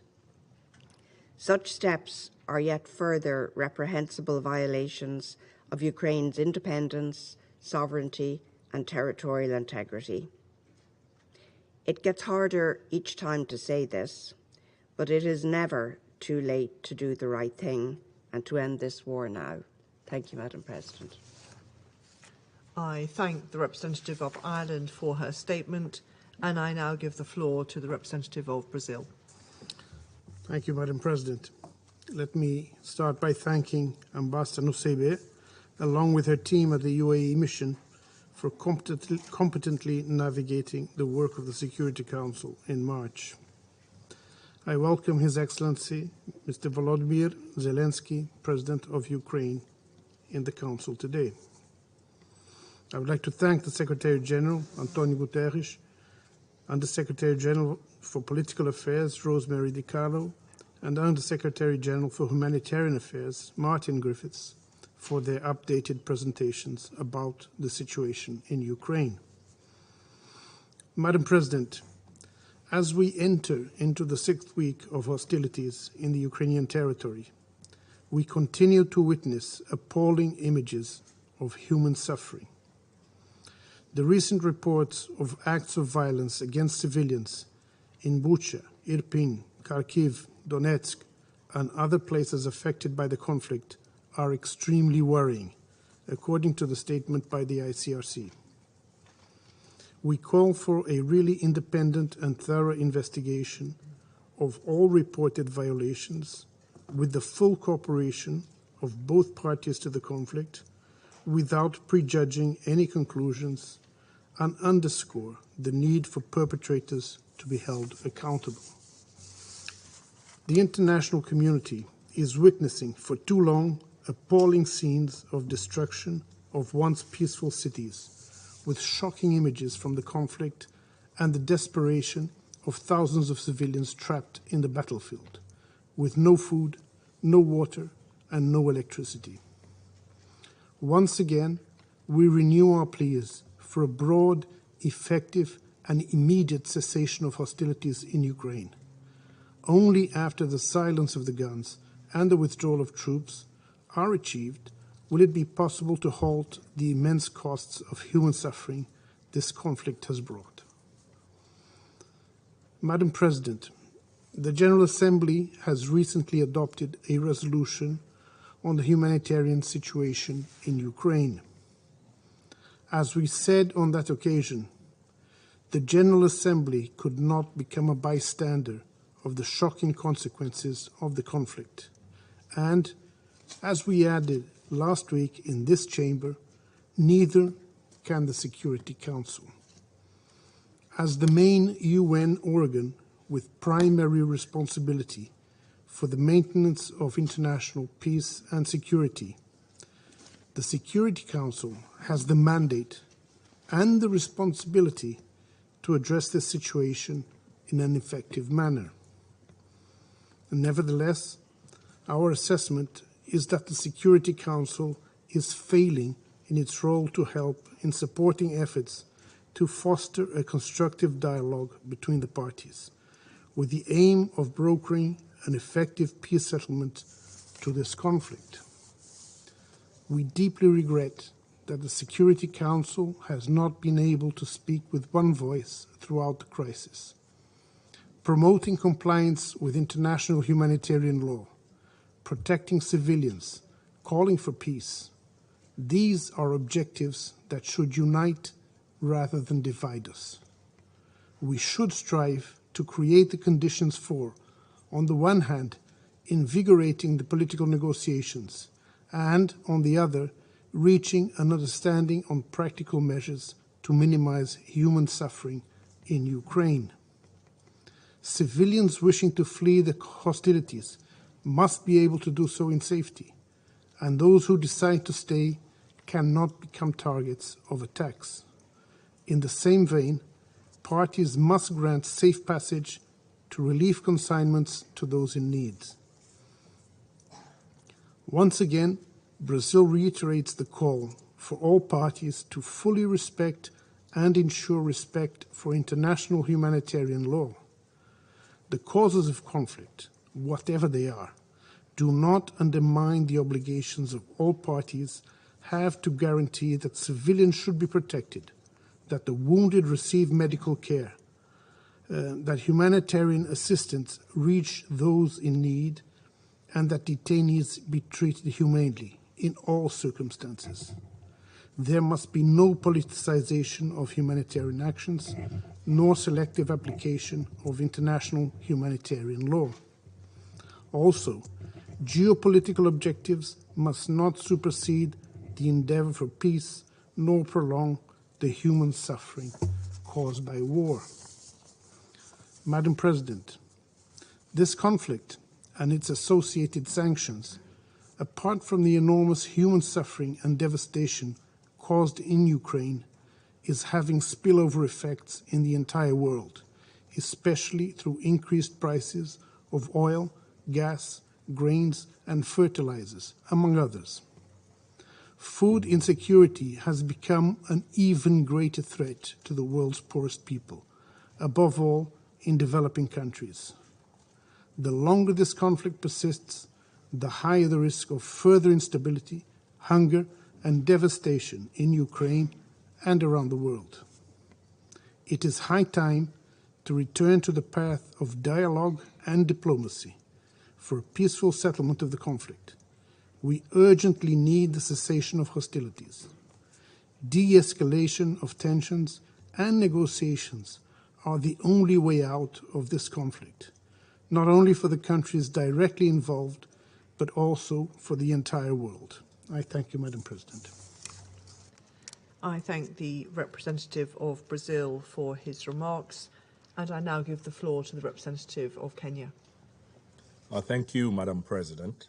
I congratulate you on assuming the presidency of the Security Council for April and assure you of my delegation's full support. I listened closely to the remarks by the Secretary General and his Undersecretaries General, Rosemary DiCarlo and Martin Griffiths, hoping to hear that our fears that the war in Ukraine has entered a new, more dangerous phase were exaggerated. Sadly, they offered no such comfort. Instead, we are left with the words of His Excellency Volodymyr Zelensky, the President of Ukraine, who has described the horrifying suffering of civilians in Bucha and other towns and neighborhoods in Ukraine.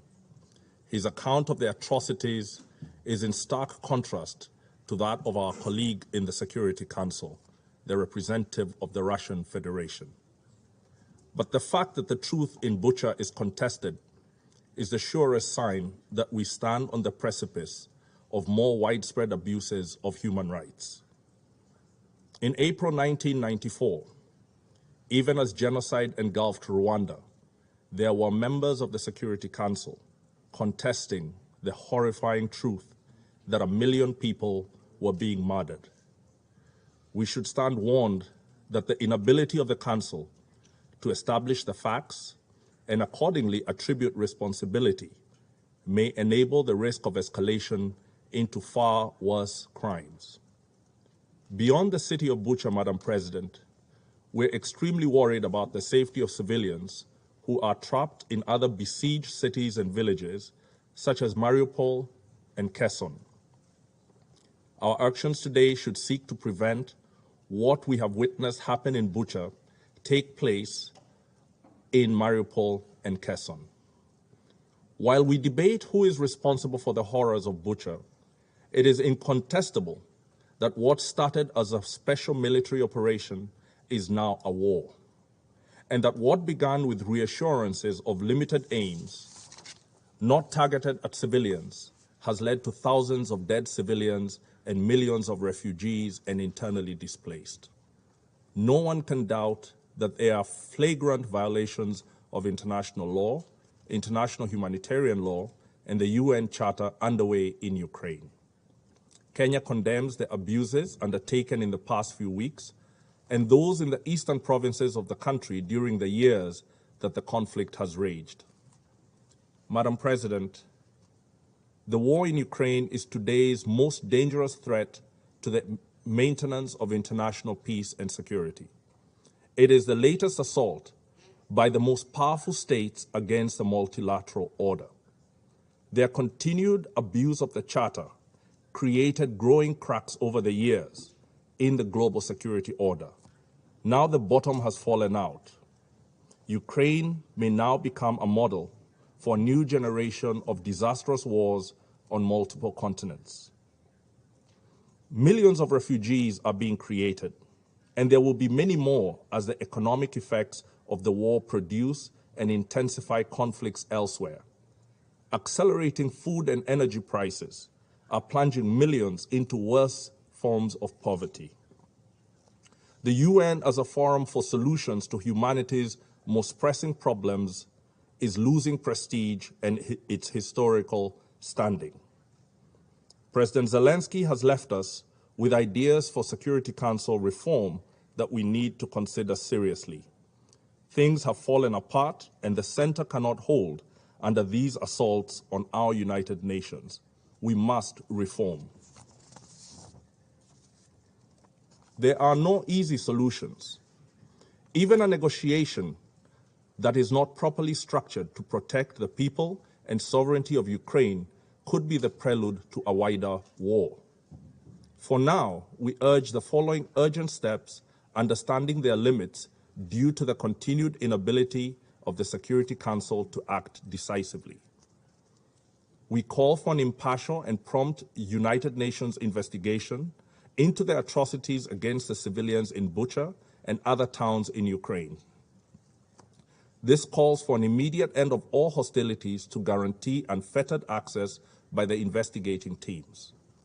We urge the conflicting parties to immediately make clear to their military personnel that they will be held to account on the basis of command or superior responsibility, if they violate the international laws that regulate warfare.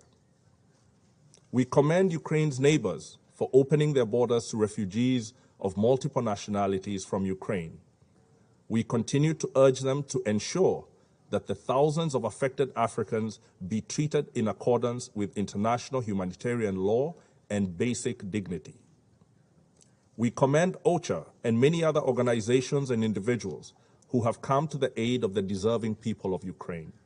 In this regard, we welcome the third UN-organized humanitarian convoy that reached thousands of people in need in Sumy and other cities. We call for the urgent activation of safe passages with no restrictions and call for unimpeded humanitarian access to the many in need, particularly those in Mariupol, Kherson, and other besieged cities. We also urge the Security Council to reassure the world of its relevance by approaching the other conflicts with renewed vigor. The humanitarian crisis caused by conflict in Afghanistan, in Haiti, the Horn of Africa, the unfolding situation in the Korean Peninsula, Lebanon, Libya, Myanmar, Palestine and Israel, Syria, Yemen, and the Sahel deserve our urgent attention.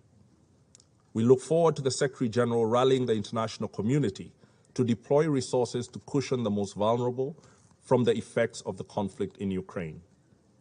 We reiterate our call for the cessation of hostilities to allow humanitarian operations under clearly defined contact lines and humanitarian passages. Madam President, I finish by reaffirming Kenya's recognition of the inviolable rights of Ukraine to its sovereignty, territorial integrity, and political independence. I thank you. I thank the representative of Kenya for his statement, and I now give the floor to the representative of Mexico. Madam President,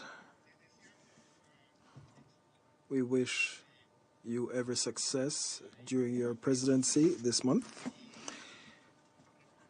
And we recognize and acknowledge the work of the United Arab Emirates in leading the work of the Security Council last month.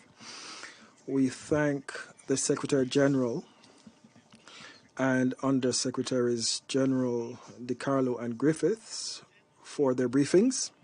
And we appreciate the participation of President Volodymyr Zelensky in this meeting of the Security Council. We have listened to him. We did so closely and with the respect due his office. We have also looked on with horror at the images shared with us. They are like the Guernica mural recreated with even more civilian victims. For the past 6 weeks, the world has been looking on in dismay at the devastating consequences of Russia's invasion of Ukraine. Through 2 General Assembly resolutions, the international community has taken a clear and strong stance by deploring that invasion and demanding an immediate cessation of hostilities and any attack against civilian populations or civilian infrastructure. And it has also pointed to the urgent need for secure and unfettered, swift humanitarian access. The International Court of Justice also ordered the immediate suspension of military operations on Ukrainian territory. It now falls to the United Nations to take action in as much as it is the guarantor of enforcement of the ICJ's decisions. All mechanisms for peaceful settlement of dispute established under international law must be geared towards achieving this common objective. Regrettably, hostilities continue and their impact on civilians is worsening, as are the humanitarian needs of the population, including the humanitarian needs of more and more urgent need of refugees and internally displaced persons. The flood of images of the streets of Bucha and other cities circulating in recent days have moved the world. We strongly condemn the atrocities captured in those images. There is absolutely nothing that can justify them. Protecting the civilian population is an undeniable responsibility borne by the international community. As the High Commissioner for Human Rights pointed out, gross international humanitarian and international human rights law violations compel us to consider the possibility that war crimes may indeed have been committed. Mexico stands strongly and resolutely by the Secretary General's statement calling for prompt, impartial investigations leading to the identification of perpetrators and effective accountability for them.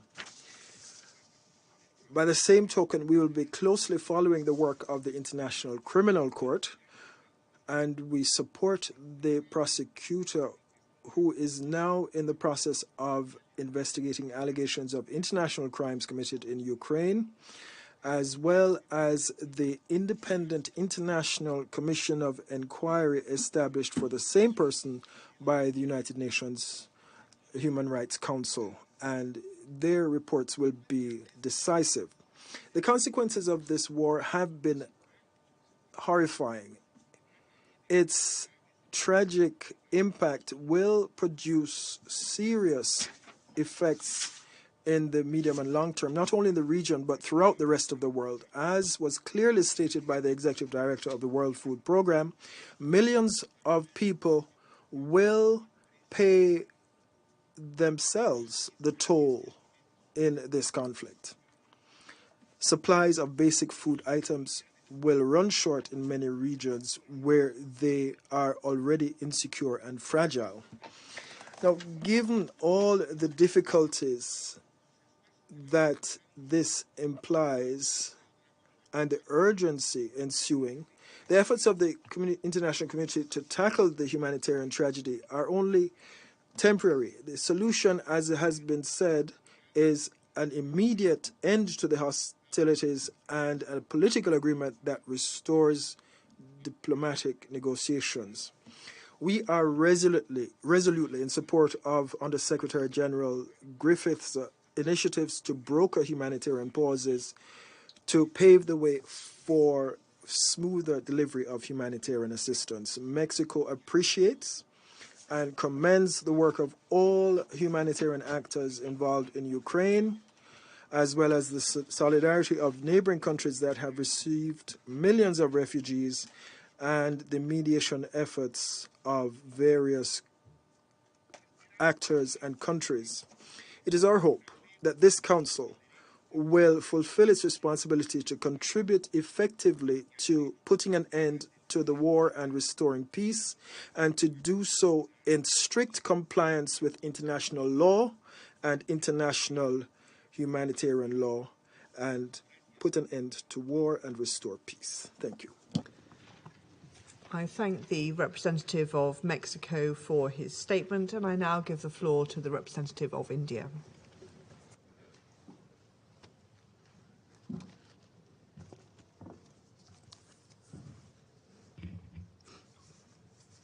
Thank you, Madam President. Let me begin by thanking Secretary General Antonio Guterres for his presence and remarks on the situation in Ukraine. I also thank USG Rosemary DiCarlo and USD Martin Griffiths for their respective briefings on the security and humanitarian situation. We thank the participation of His Excellency, the President of Ukraine, at today's meeting. I also take this opportunity to thank the United Arab Emirates and Ambassador Lana Nusayba for their excellent presidency. Madam President, the situation in Ukraine has not shown any significant improvement since the Council last discussed the issue. The security situation has only deteriorated, as well as its humanitarian consequences. Recent reports of civilian killings in Bushehr are deeply disturbing. We unequivocally condemn these killings and support the call for an independent investigation. We hope the international community will continue to respond positively to the humanitarian needs. We support calls urging for guarantees of safe passage to deliver essential humanitarian and medical supplies. Keeping in view the dire humanitarian situation in Ukraine, India has been sending humanitarian supplies to Ukraine and its neighbors, which include medicines and other essential relief material. We stand ready to provide more medical supplies to Ukraine in the coming days. India continues to remain deeply concerned at the worsening situation and reiterates its call for immediate cessation of violence and end to hostilities. We have emphasized right from the beginning of the conflict the need to pursue the path of diplomacy and dialogue. When innocent human lives are at stake, diplomacy must prevail as the only viable option. In this context, we take note of the ongoing efforts, including the meetings held recently between the parties.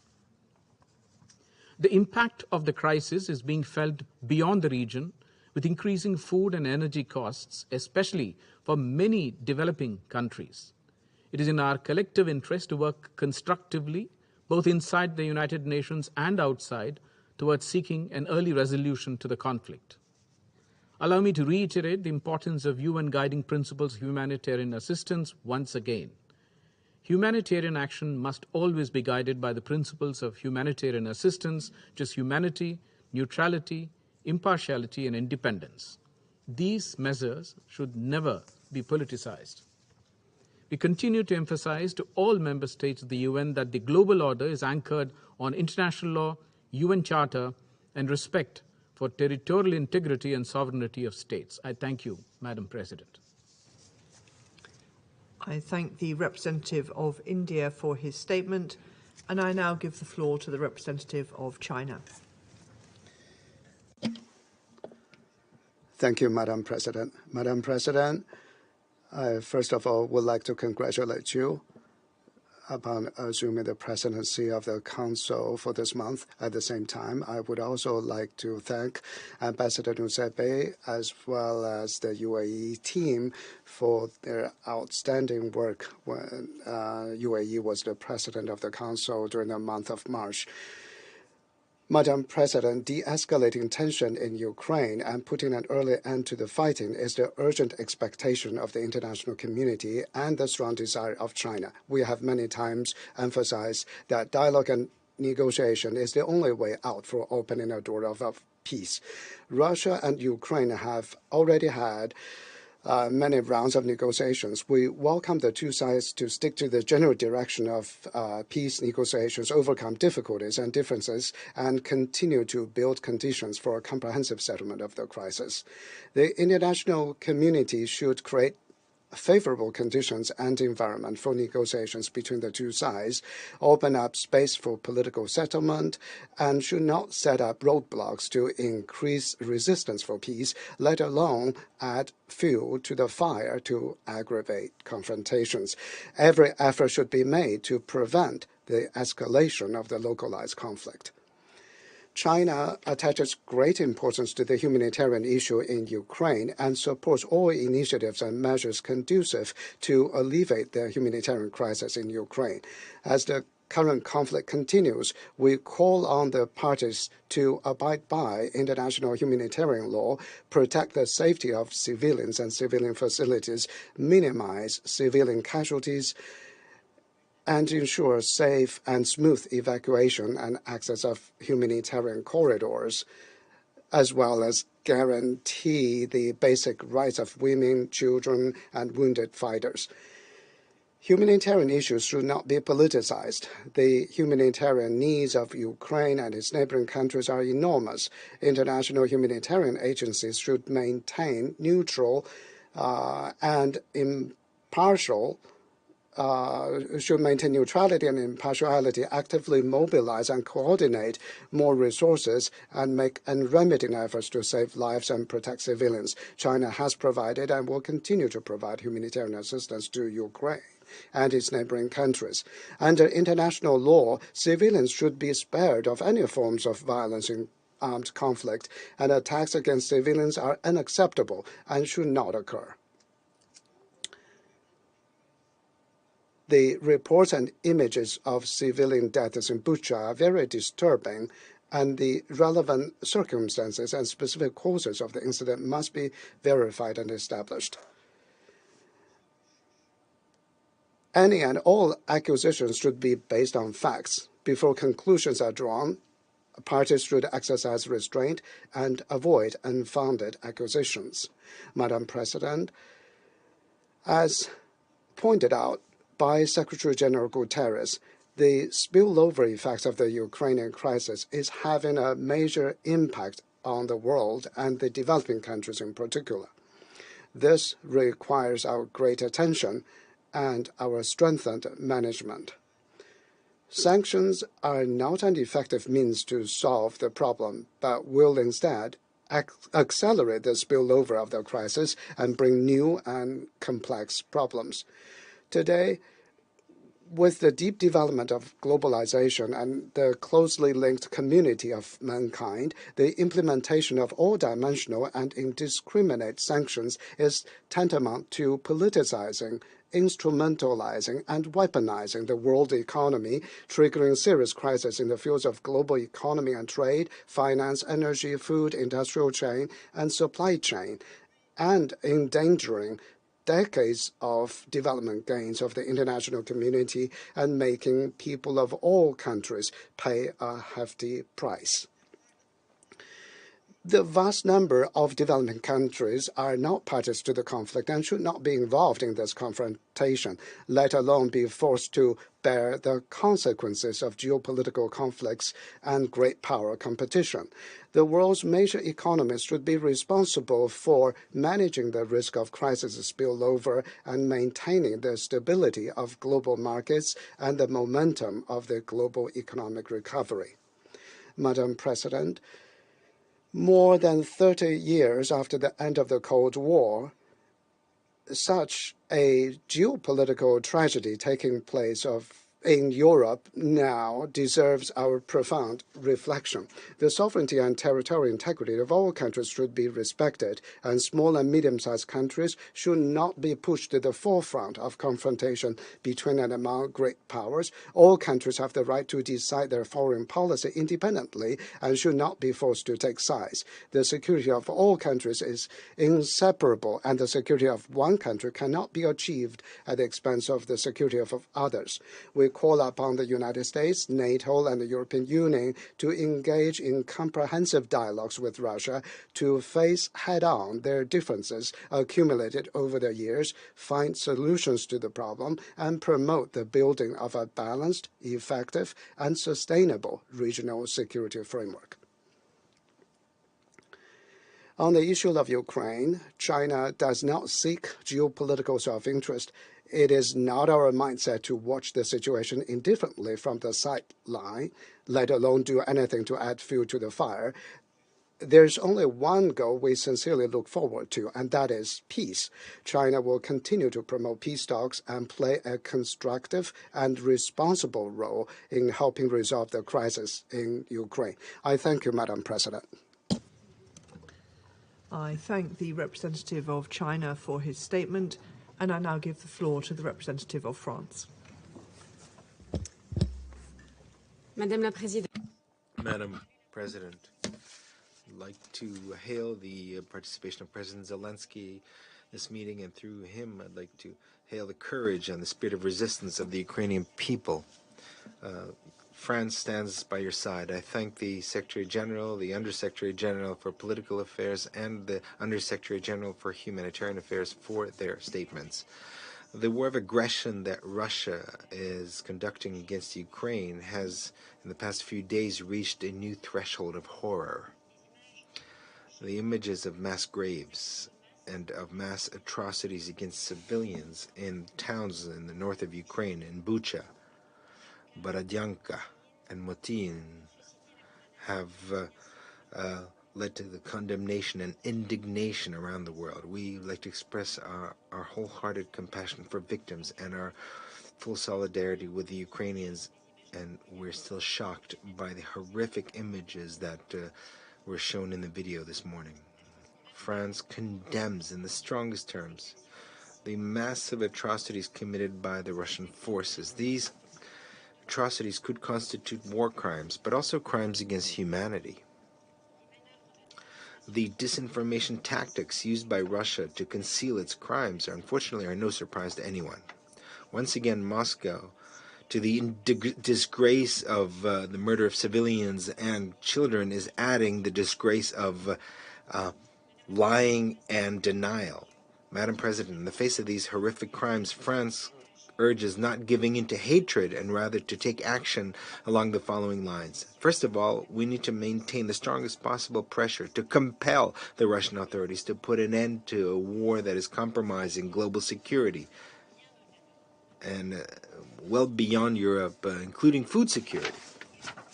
France is fully engaged to contribute to this, in particular with its European partners in the framework of the French presidency of the European Council and the G7. It will continue its determined support to the Ukrainian authorities in all possible forms. Secondly, the crimes committed in Ukraine should not remain unpunished. Credible, independent inquiries should be conducted to allow national and international jurisdictions that have competence to judge the perpetrators of these atrocities. In particular, we call on Russia as well as Ukraine to fully cooperate with the International Criminal Court and with the Commission of Inquiry set up by the Human Rights Council. Madam President, Russia is pursuing methodically and with determination its war of Ukraine with its share of destruction and tragedy. We call for the respect of international humanitarian law. Civilians, including children and humanitarian personnel, must be protected.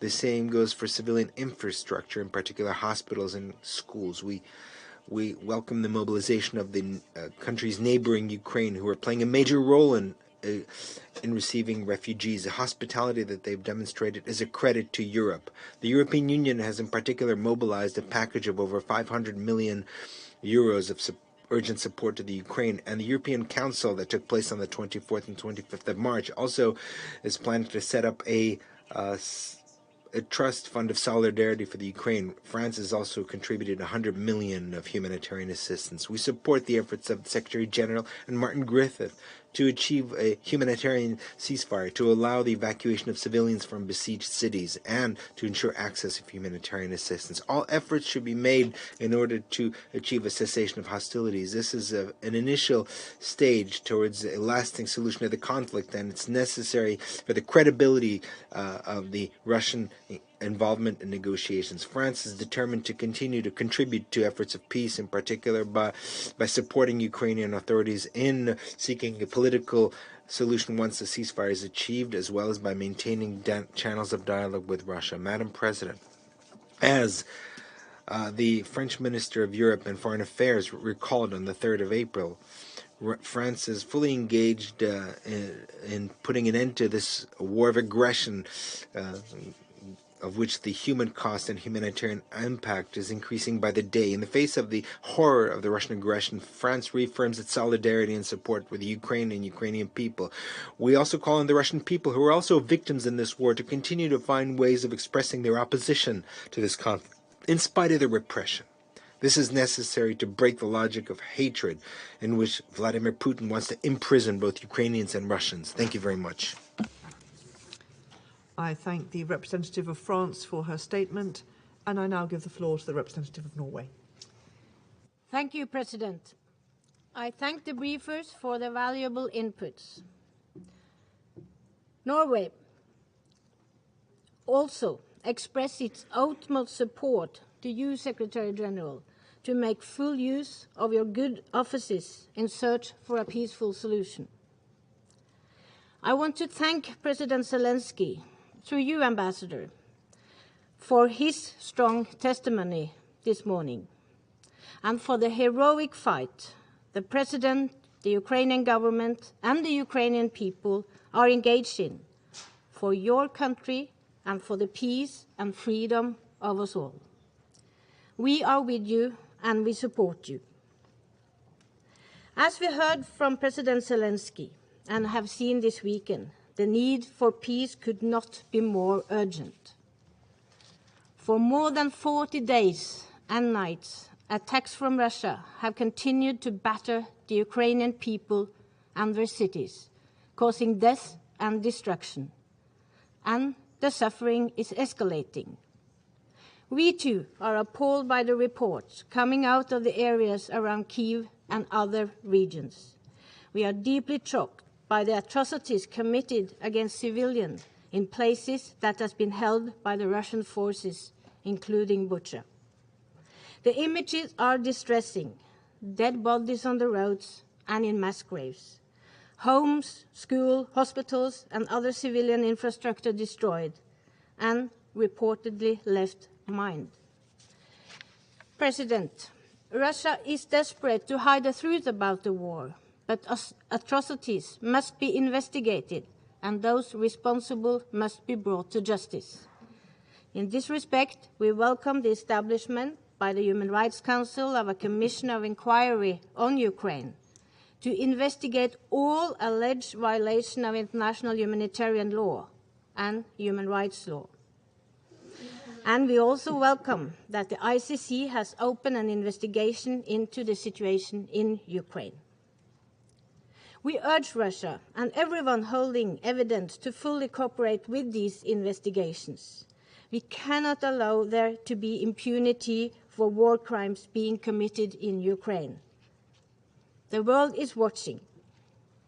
President, Russia's unprovoked and illegal war against Ukraine, a free and sovereign country, is also an attack on democratic values and on freedom. It is a blatant violation of international law and the very principles of the UN Charter. And as the Secretary General underlined this morning, this Council has a responsibility. We must do everything in our power to end the war and to mitigate its impact. Let me repeat the message by the Norwegian Prime Minister Støre gave to President Putin when they spoke on Thursday.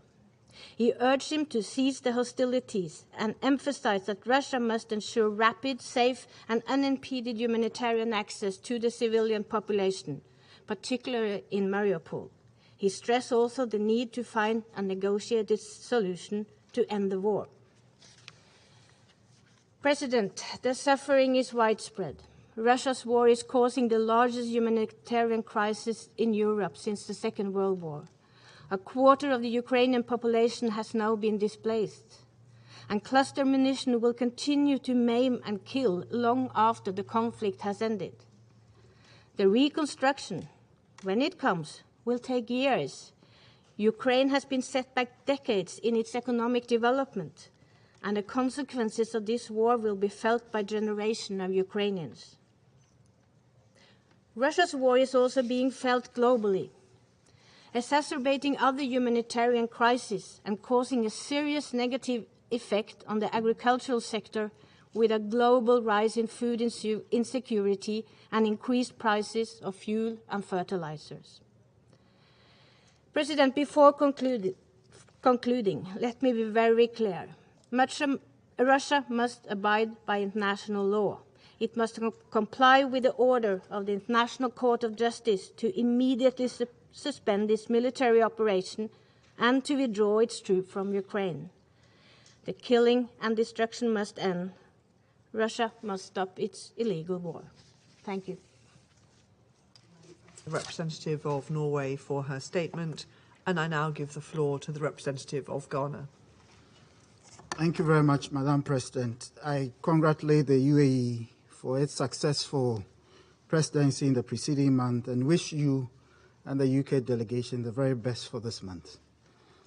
Let me begin by thanking the Secretary General for his statement to the Council and welcoming the briefings of USG Rosemary DiCarlo and USG and Emergency Relief Coordinator Martin Griffiths on the prevailing situation in Ukraine and the coordinated humanitarian response of the United Nations agencies in the face of difficult operational challenges on the ground. I also welcome the virtual participation in this meeting of the President of Ukraine, His Excellency, Mr. Volodymyr Zelensky. My delegation has taken careful note of the Ukrainian President's remark, noted his country's steadfast commitment to peace, and encouraged the path of dialogue and diplomacy in finding a settlement of this needless war. Madam President, the prolongation of the war in Ukraine continues to be a situation of deep concern for Ghana. We are particularly disturbed by the increasing humanitarian cost arising from the unjustified aggression by the Russian Federation against Ukraine. We have observed with pain the unbridled bombardment of civilian populated areas as well as civilian and other critical infrastructure without regard to the customary norms of international law and the principles of international humanitarian law relating to armed conflict. Ghana is gravely concerned by the reports of alleged gross violations of international humanitarian law and international criminal law since the onset of the invasion, including emerging reports and images of human rights violations and the killings of civilians in Mariupol, Chernihiv, Kharkiv, and areas on the outskirts of Kyiv, such as Bucha. We support the call by the Secretary General for an independent, impartial, and thorough investigations to establish the facts, gather the evidence, and to hold all perpetrators of such atrocious crimes accountable for their actions. The killing of children, the aged, medical personnel, humanitarian workers, and journalists are deplorable, and we condemn all such acts unreservedly. We urge restraint on all sides and re-emphasize the urgency of an unconditional cessation of hostilities nationwide to enable the evacuation and safe passage of civilians and facilitate the delivery of life-saving aid to the people in the cities that remain under siege. Humanitarian agencies require unobstructed access to reach people in need of food, water, and medicine and other critical supplies, and all parties must guarantee such access.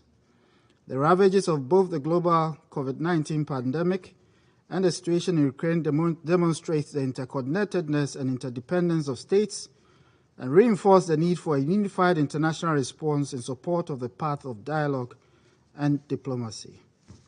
Madam President, we have followed closely the direct negotiations between the conflicting parties and note the progress made in the fourth round of consultations which took place in Istanbul on 29th of March 2022. To sustain the negotiations, we urge a restraint in the ongoing hostilities and a follow-through of the express commitments to resolve the security concerns of the parties. In furtherance of the efforts of the parties, the Council must at this time focus attention on supporting confidence-building measures that facilitate a negotiated settlement of the immediate conflict and the wider question of European security on the basis of international law and other internationally agreed frameworks. The convergence of the parties and the international community on these matters would be the only way to end the tensions, bridge the differences between the parties, and forge a unified position on the situation in Ukraine. I thank you for your kind attention. I thank the representative of Ghana for his statement, and I now give the floor to the representative of the United Arab Emirates. Thank you, Madam President, and I'd like to join others in congratulating you and your team for assuming the presidency and wishing you a productive month. I'd also like to thank the Secretary General, the Under-Secretary General for Political and Peacebuilding Affairs, and the Under-Secretary General for Humanitarian Affairs and the Emergency Relief Coordinator for their helpful briefings. We also thank President Zelensky for his address to this Council. We have once again heard in this Council deeply sobering and concerning reports from the ground, including from Martin Griffiths and Rosemary DiCarlo. And with every meeting, the Council is reminded of the rapidly deteriorating humanitarian situation on the ground in Ukraine. 1/4 of the country's population have fled their homes. And the rising death toll and the destruction of critical civilian infrastructure are a grim reflection of the tragic human cost of war. The images coming out of Bucha and other towns and cities are shocking.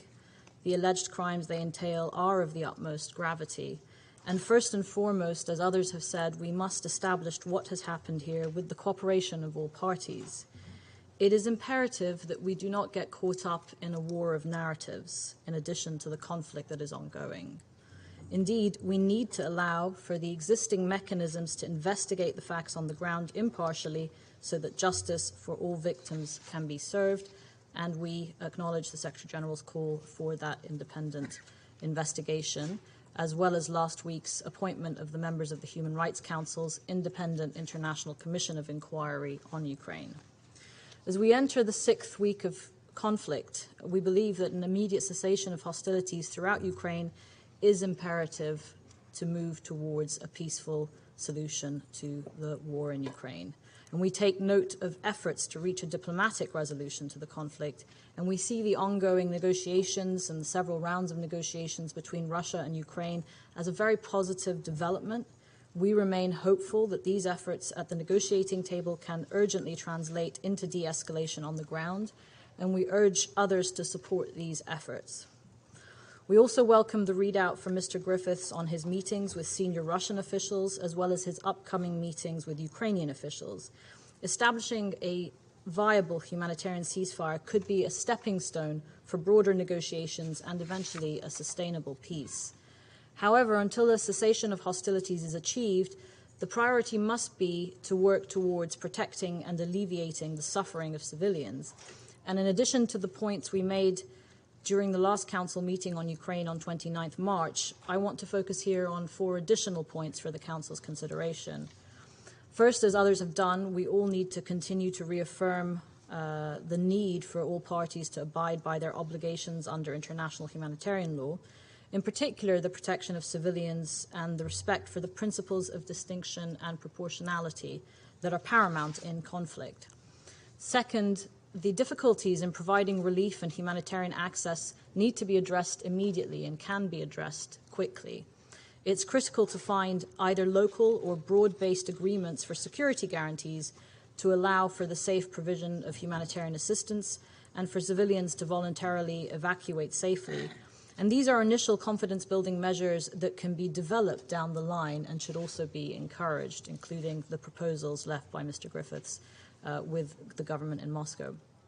Third, as the ICRC has noted, false narratives and disinformation has the potential to cause real harm for humanitarian organizations on the ground. The use of digital technologies that amplify the spread of harmful information, including misinformation, disinformation, and hate speech, is a true challenge in conflict zones.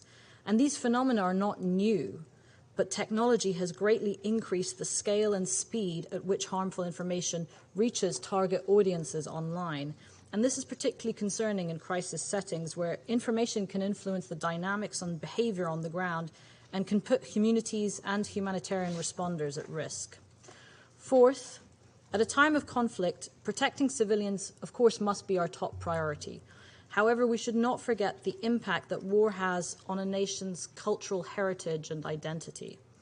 We're concerned by UNESCO's recent reports on the dozens of cultural sites that have been damaged in Ukraine since the conflict began. We know from our experience in the Middle East that protection of cultural sites is critical to rebuilding peace.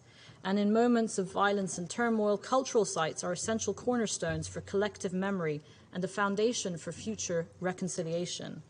We therefore call on all parties to refrain from the unlawful destruction of cultural heritage and to think about what comes next after the war concludes for the people living there and how they go about building peace. Before I end, allow me to take a moment to reflect on what others have commented on, including the Secretary General, and that is the devastating impact of the conflict on food security worldwide.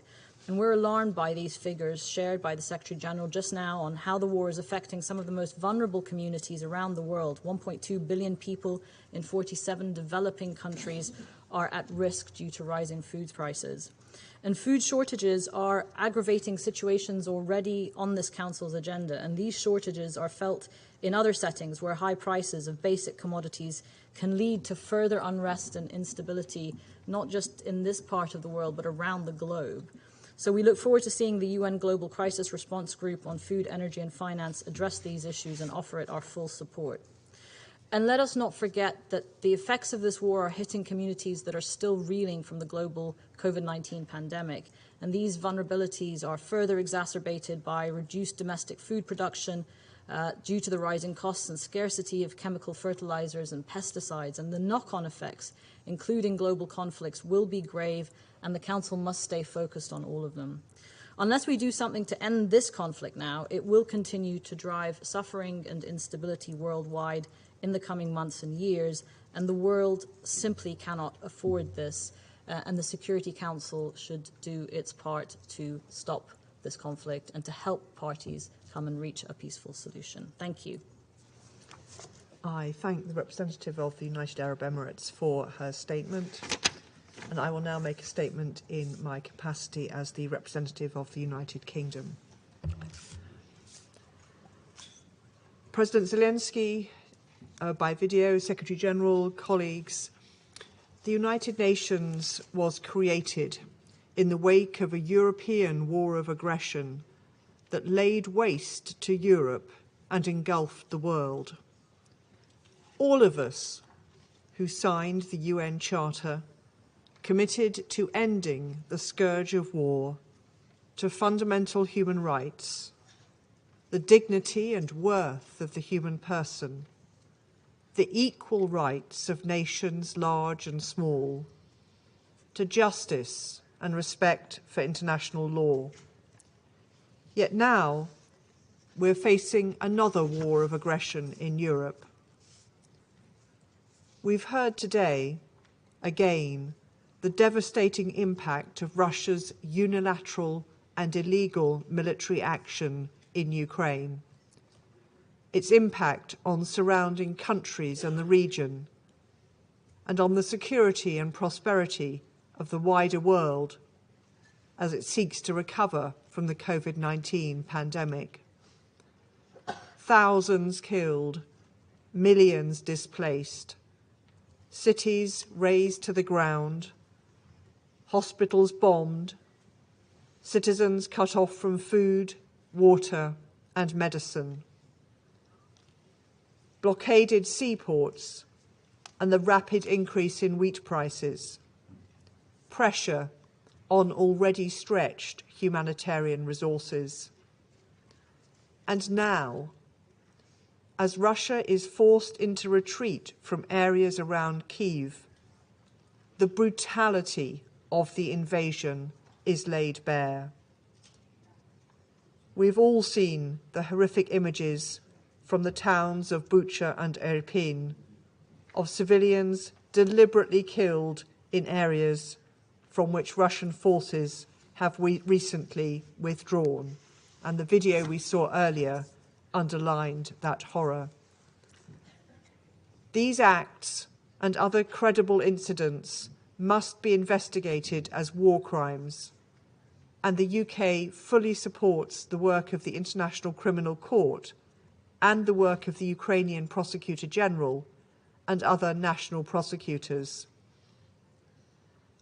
Colleagues, as we and so many others have said so many times, all of this could be stopped if the Russian Federation ended this war now. I resume my function as President of the Council. The representative of the Russian Federation has asked for the floor to make a further statement. Thank you, Madam President. I know that this does not bring us closer to the end of today's meeting, but since today's topic is extremely important, I think it's essential to say a few words about what was the reason for this meeting, which we didn't have a chance to say yesterday because we were not given a chance to have a separate meeting of the Security Council on this topic. And unfortunately, yesterday's meeting, in any way possible, our Western colleagues tried to kind of sweep it under the carpet, and we have seen an example of how of the new new rules-based order.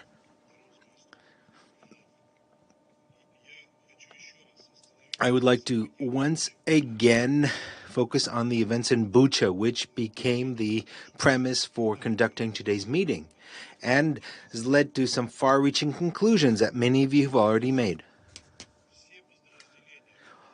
All units of the Russian armed forces fully withdrew from Bucha as a gesture of good faith on the 30th of March.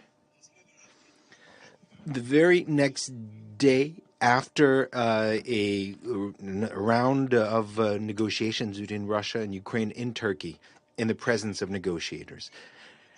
Now, a report about this was published that very same day on an official website of the Russian Defense Ministry.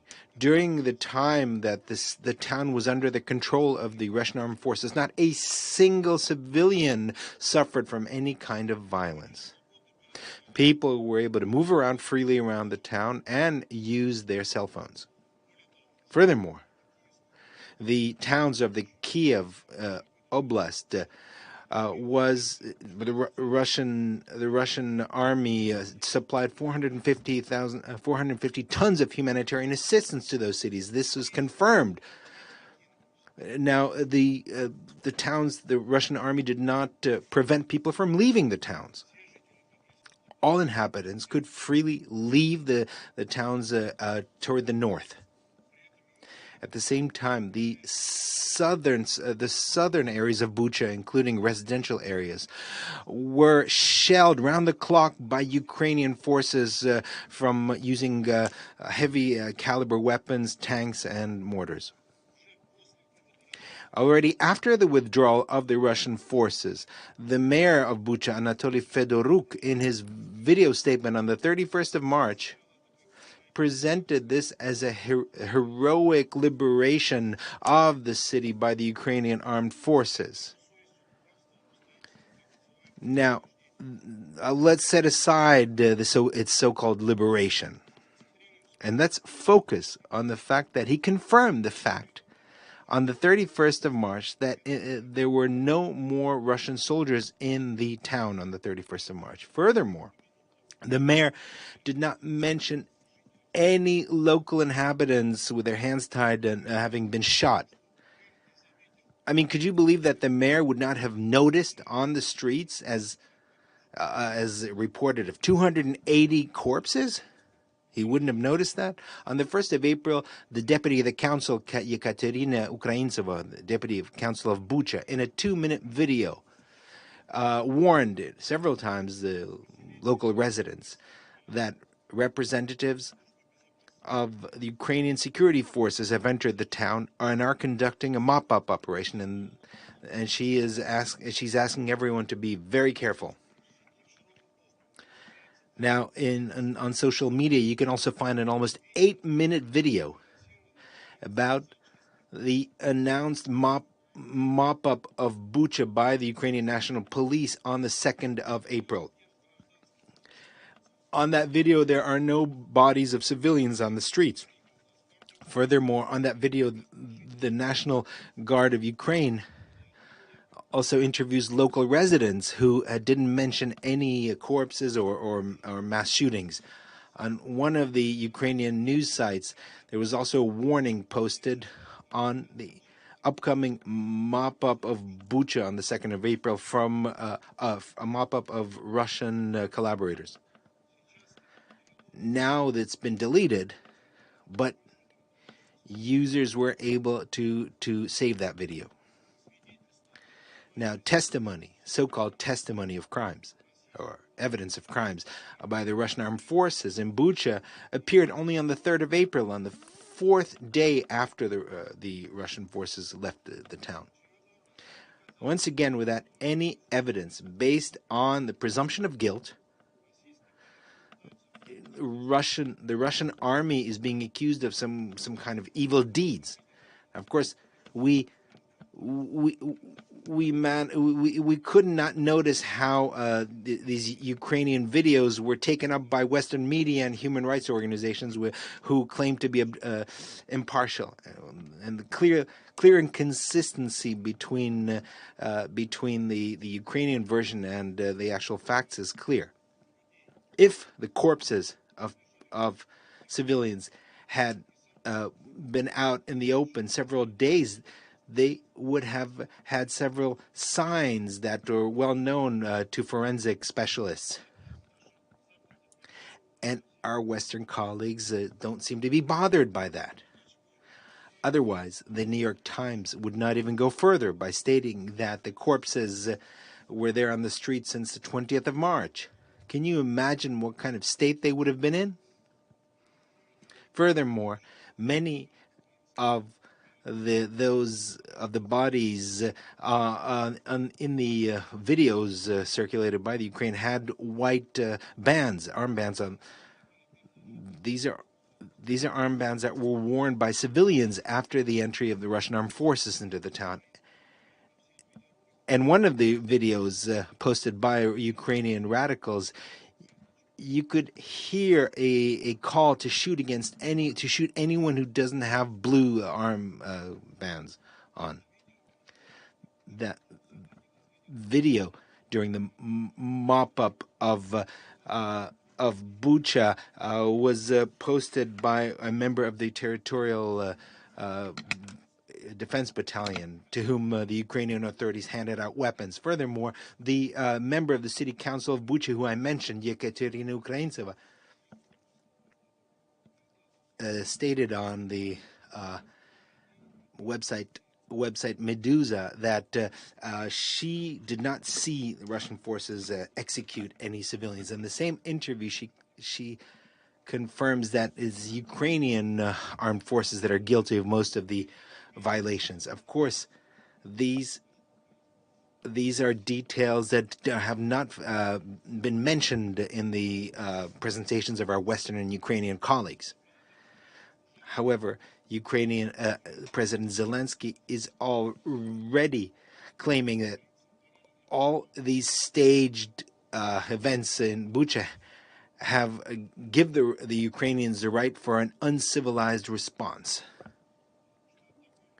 Well, we can just imagine what that is, based on how Ukrainian radicals behaved in the east of Ukraine. Many testimonials of their crimes are shocking. Unfortunately, Ukrainian experts on disinformation and staging do not intend to stop there. As the Ministry of Defense claimed, based on confirmed information in the evening of the 4th of April in the town of Moshun, 23 kilometers to the northwest of Kiev, troops from the 72nd Ukrainian Main Center of Psychological Operations conducted another staged video of so-called killing by Russian troops of civilians for future circulation by Western media. These kinds of activities have been carried out by in Suma and other towns. So in conclusion, I would like to address my Western colleagues. We understand very well that what you're doing by fueling anti-Russian hysteria every single day. So we are assuming that there will be further horrible provocations similar to the one in Bucha.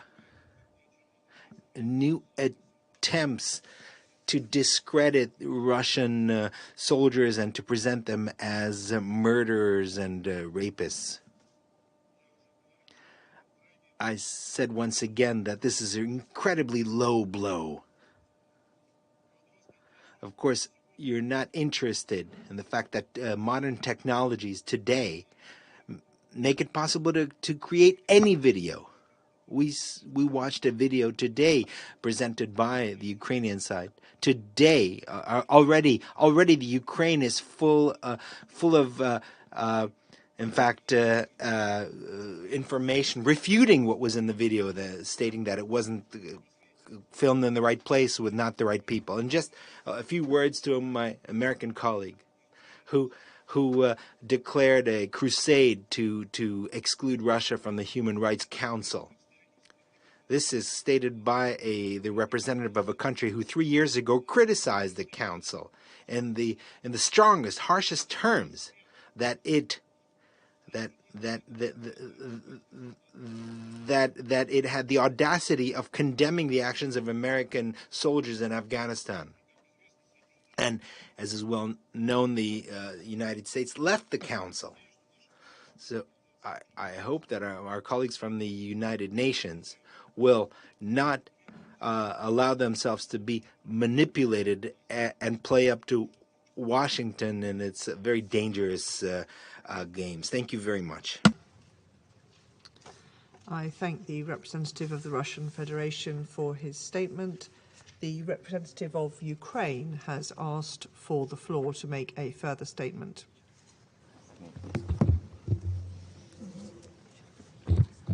Well, thank you, Madam President. Before I switch to English, I would say a couple of words, a couple of lines rather.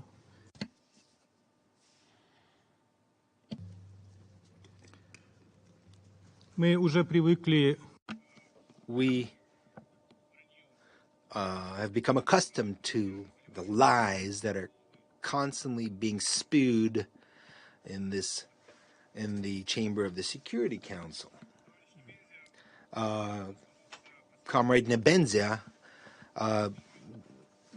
decided to quote from an interview from a media outlet called Medusa. I'd like to ask Comrade Nebenzia, excuse me, why he doesn't quote the interview in full. Let me quote that interview, who the representative of Putin wanted to use for his purposes.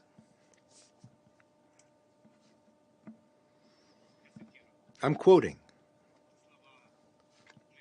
This is the words of the woman who he mentioned, and I'm quoting. Sometimes Russian soldiers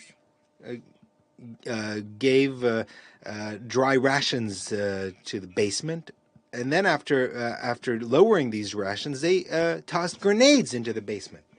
You wanted to quote that interview. Why didn't you quote the whole interview?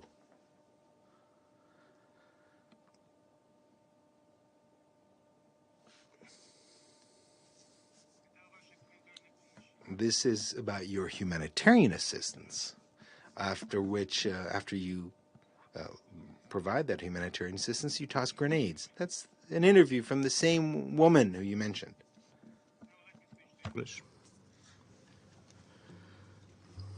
I would like to make my further statement in response to the hypocritical questions by Putin's representative.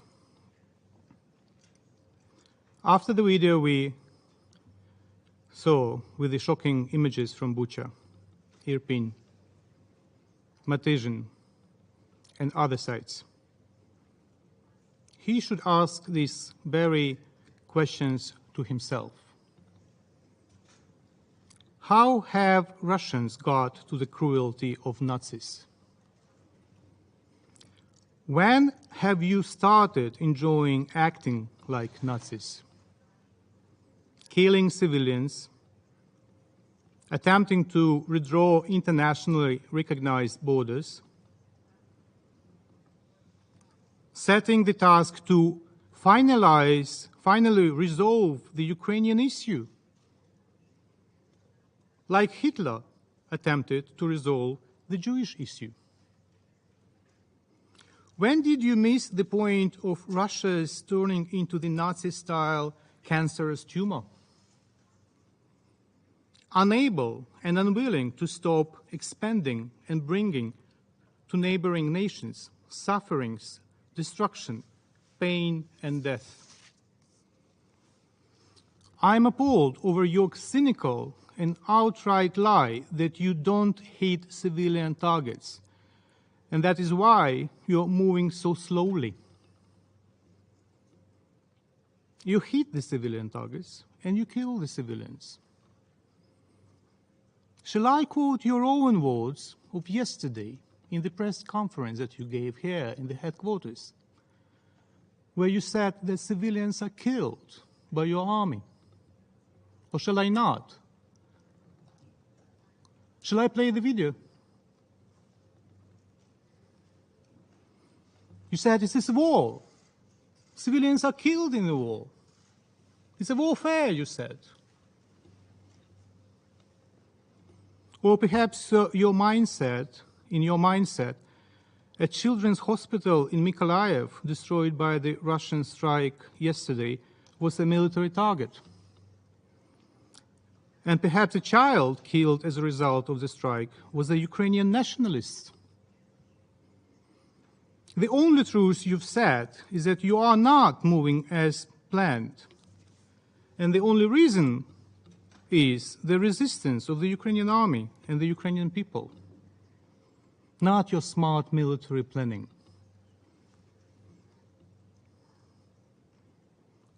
The Ukrainian people who realize quite clear what the Russian world in reality means.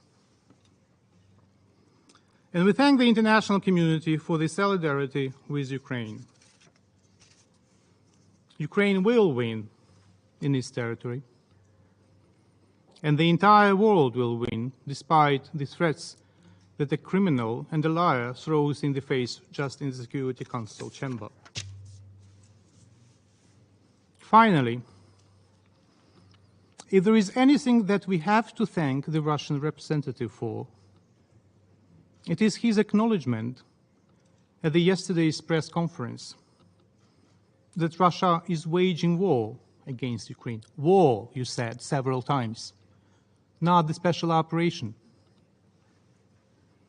And I consider this confession shall impact the UN assessment of what is going on in the center of Europe. Perhaps it was the unique moment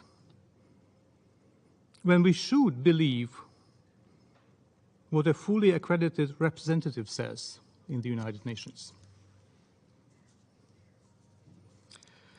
Hence, once again, a reminder to Putin's diplomats. Ribbentrop denied any knowledge of concentration camps,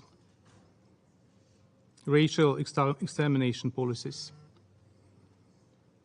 yet was found guilty at Nuremberg war crime trial.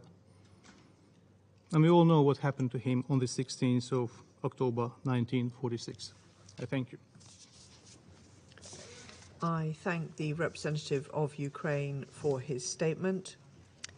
I now give the floor to His Excellency Mr. Olof Skog, the Head of Delegation of the European Union to the United Nations.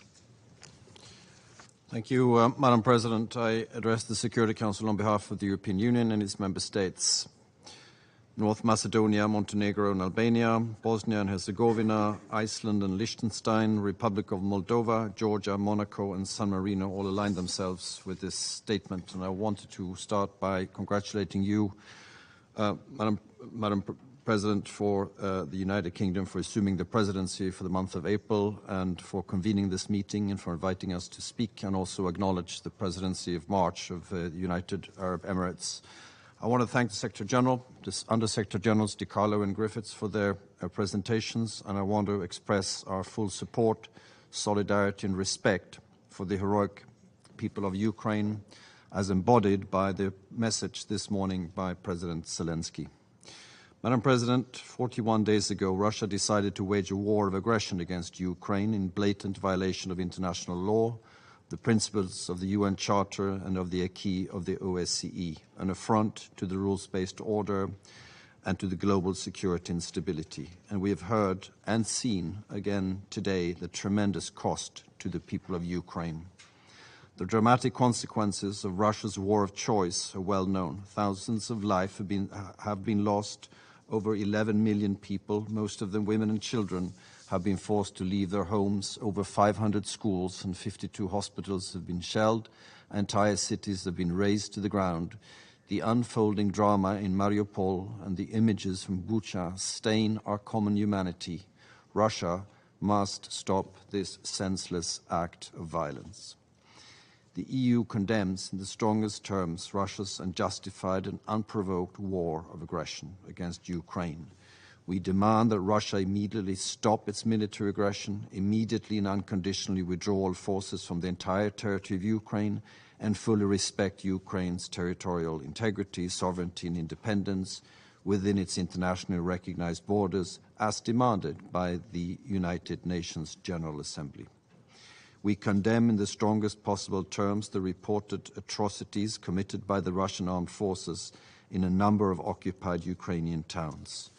Haunting images of massacres with large numbers of civilian deaths and casualties, as well as destruction of civilian infrastructure, show the true face of Russia's brutal war of aggression. These massacres will be inscribed in the list of atrocities committed by Russia on European soil. The Russian authorities are responsible for these crimes committed while they had effective control of the area. They are subject to the international law of occupation. Russia is directing attacks against the civilian population and is targeting civilian objects, including hospitals, medical facilities, schools and shelters. These war crimes must stop immediately. Those responsible will be held to account in accordance with international law. We welcome the International Court of Justice's provisional measures ordering Russia to suspend military operations immediately. We fully support the investigation launched by the prosecutor of the International Criminal Court into war crimes and crimes against humanity, as well as the work of the Independent Commission of Inquiry.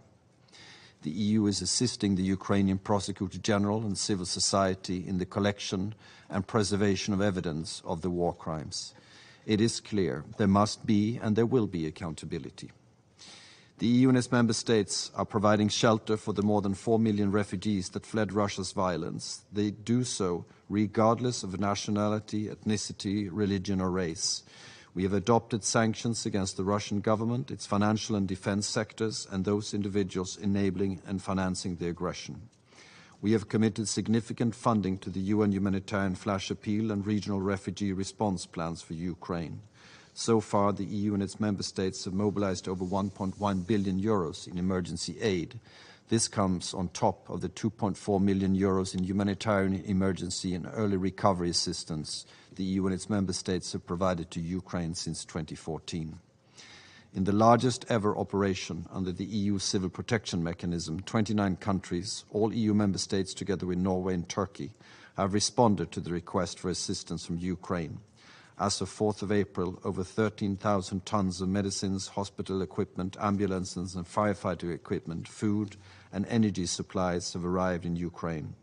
European leaders have set up a Ukraine Solidarity Trust Fund to channel support to post-war reconstruction. And at the pledging event on 9th of April with Canada, we will further showcase that we stand in words and deeds with the courageous people of Ukraine. Madam President, after the Security Council was unable to take action, the General Assembly demonstrated once again less than 2 weeks ago the overwhelming international rejection of the Russian aggression and an overwhelming support to addressing the humanitarian crisis in Ukraine. The international community demanded safe and unhindered passage for civilians fleeing violence as well as humanitarian access to those in need. International humanitarian law must be respected. The dramatic consequences of Russia's war against Ukraine are not limited to Europe. They are global. Ukrainian farmers are prevented from sowing as a result of Russian shelling. Ships filled with wheat are blocked in Black Sea ports by Russian military forces. As a result, food prices have rocketed, pushing people into poverty and threatening to destabilize entire regions. The poorest countries, as we've heard, are the most vulnerable to shocks in food prices. All this is a direct result of the war, despite Russia's cynical attempts to shift the blame. Madam President, the EU and its member states are fully mobilized to end the war in line with international law and the UN Charter. But at the same time, crises the world over need our urgent attention. The EU will continue to provide humanitarian and development support to our partner countries from North Africa to the Middle East and from sub-Saharan Africa to Asia. We are scaling up our multilateral action to provide support to countries with acute food insecurity and are committed to keeping global trade routes open so agricultural staples can feed the world. The EU has pledged 2.5 billion euros for international cooperation related to nutrition for the period 2021 to 2024. We also fully support the work of the UN to deliver and scaling up humanitarian assistance, protect refugees and work towards a ceasefire. With a particular focus on food security, we will contribute to the work of the Global Crisis Response Group to deal with the global social and economic effects of the war. We heard your recommendations this morning, Secretary General, and we have already launched a strategy for safeguarding food security and reinforcing the resilience of food systems backed by increased assistance. Madam President, once again, we call on Russia to cease the destruction of innocent life across Ukraine and immediately and unconditionally withdraw all its troops. We call for an immediate ceasefire, safe passage to civilians trapped in war zones, and uninterrupted humanitarian access. We stand in solidarity with the people of Ukraine and all other people affected by the war of Russian aggression. We stand in support of Ukraine's sovereignty and territorial integrity, and we will continue to work diligently with the UN and our partners to end this aggression and address the humanitarian needs. I thank you, Madam President. I thank His Excellency Mr. Skoog for his statement. I also acknowledge the written statement submitted by the delegation of Poland earlier before the meeting, and also from the 8 Nordic Baltic countries. There are no more names inscribed on the list of speakers. The meeting is adjourned.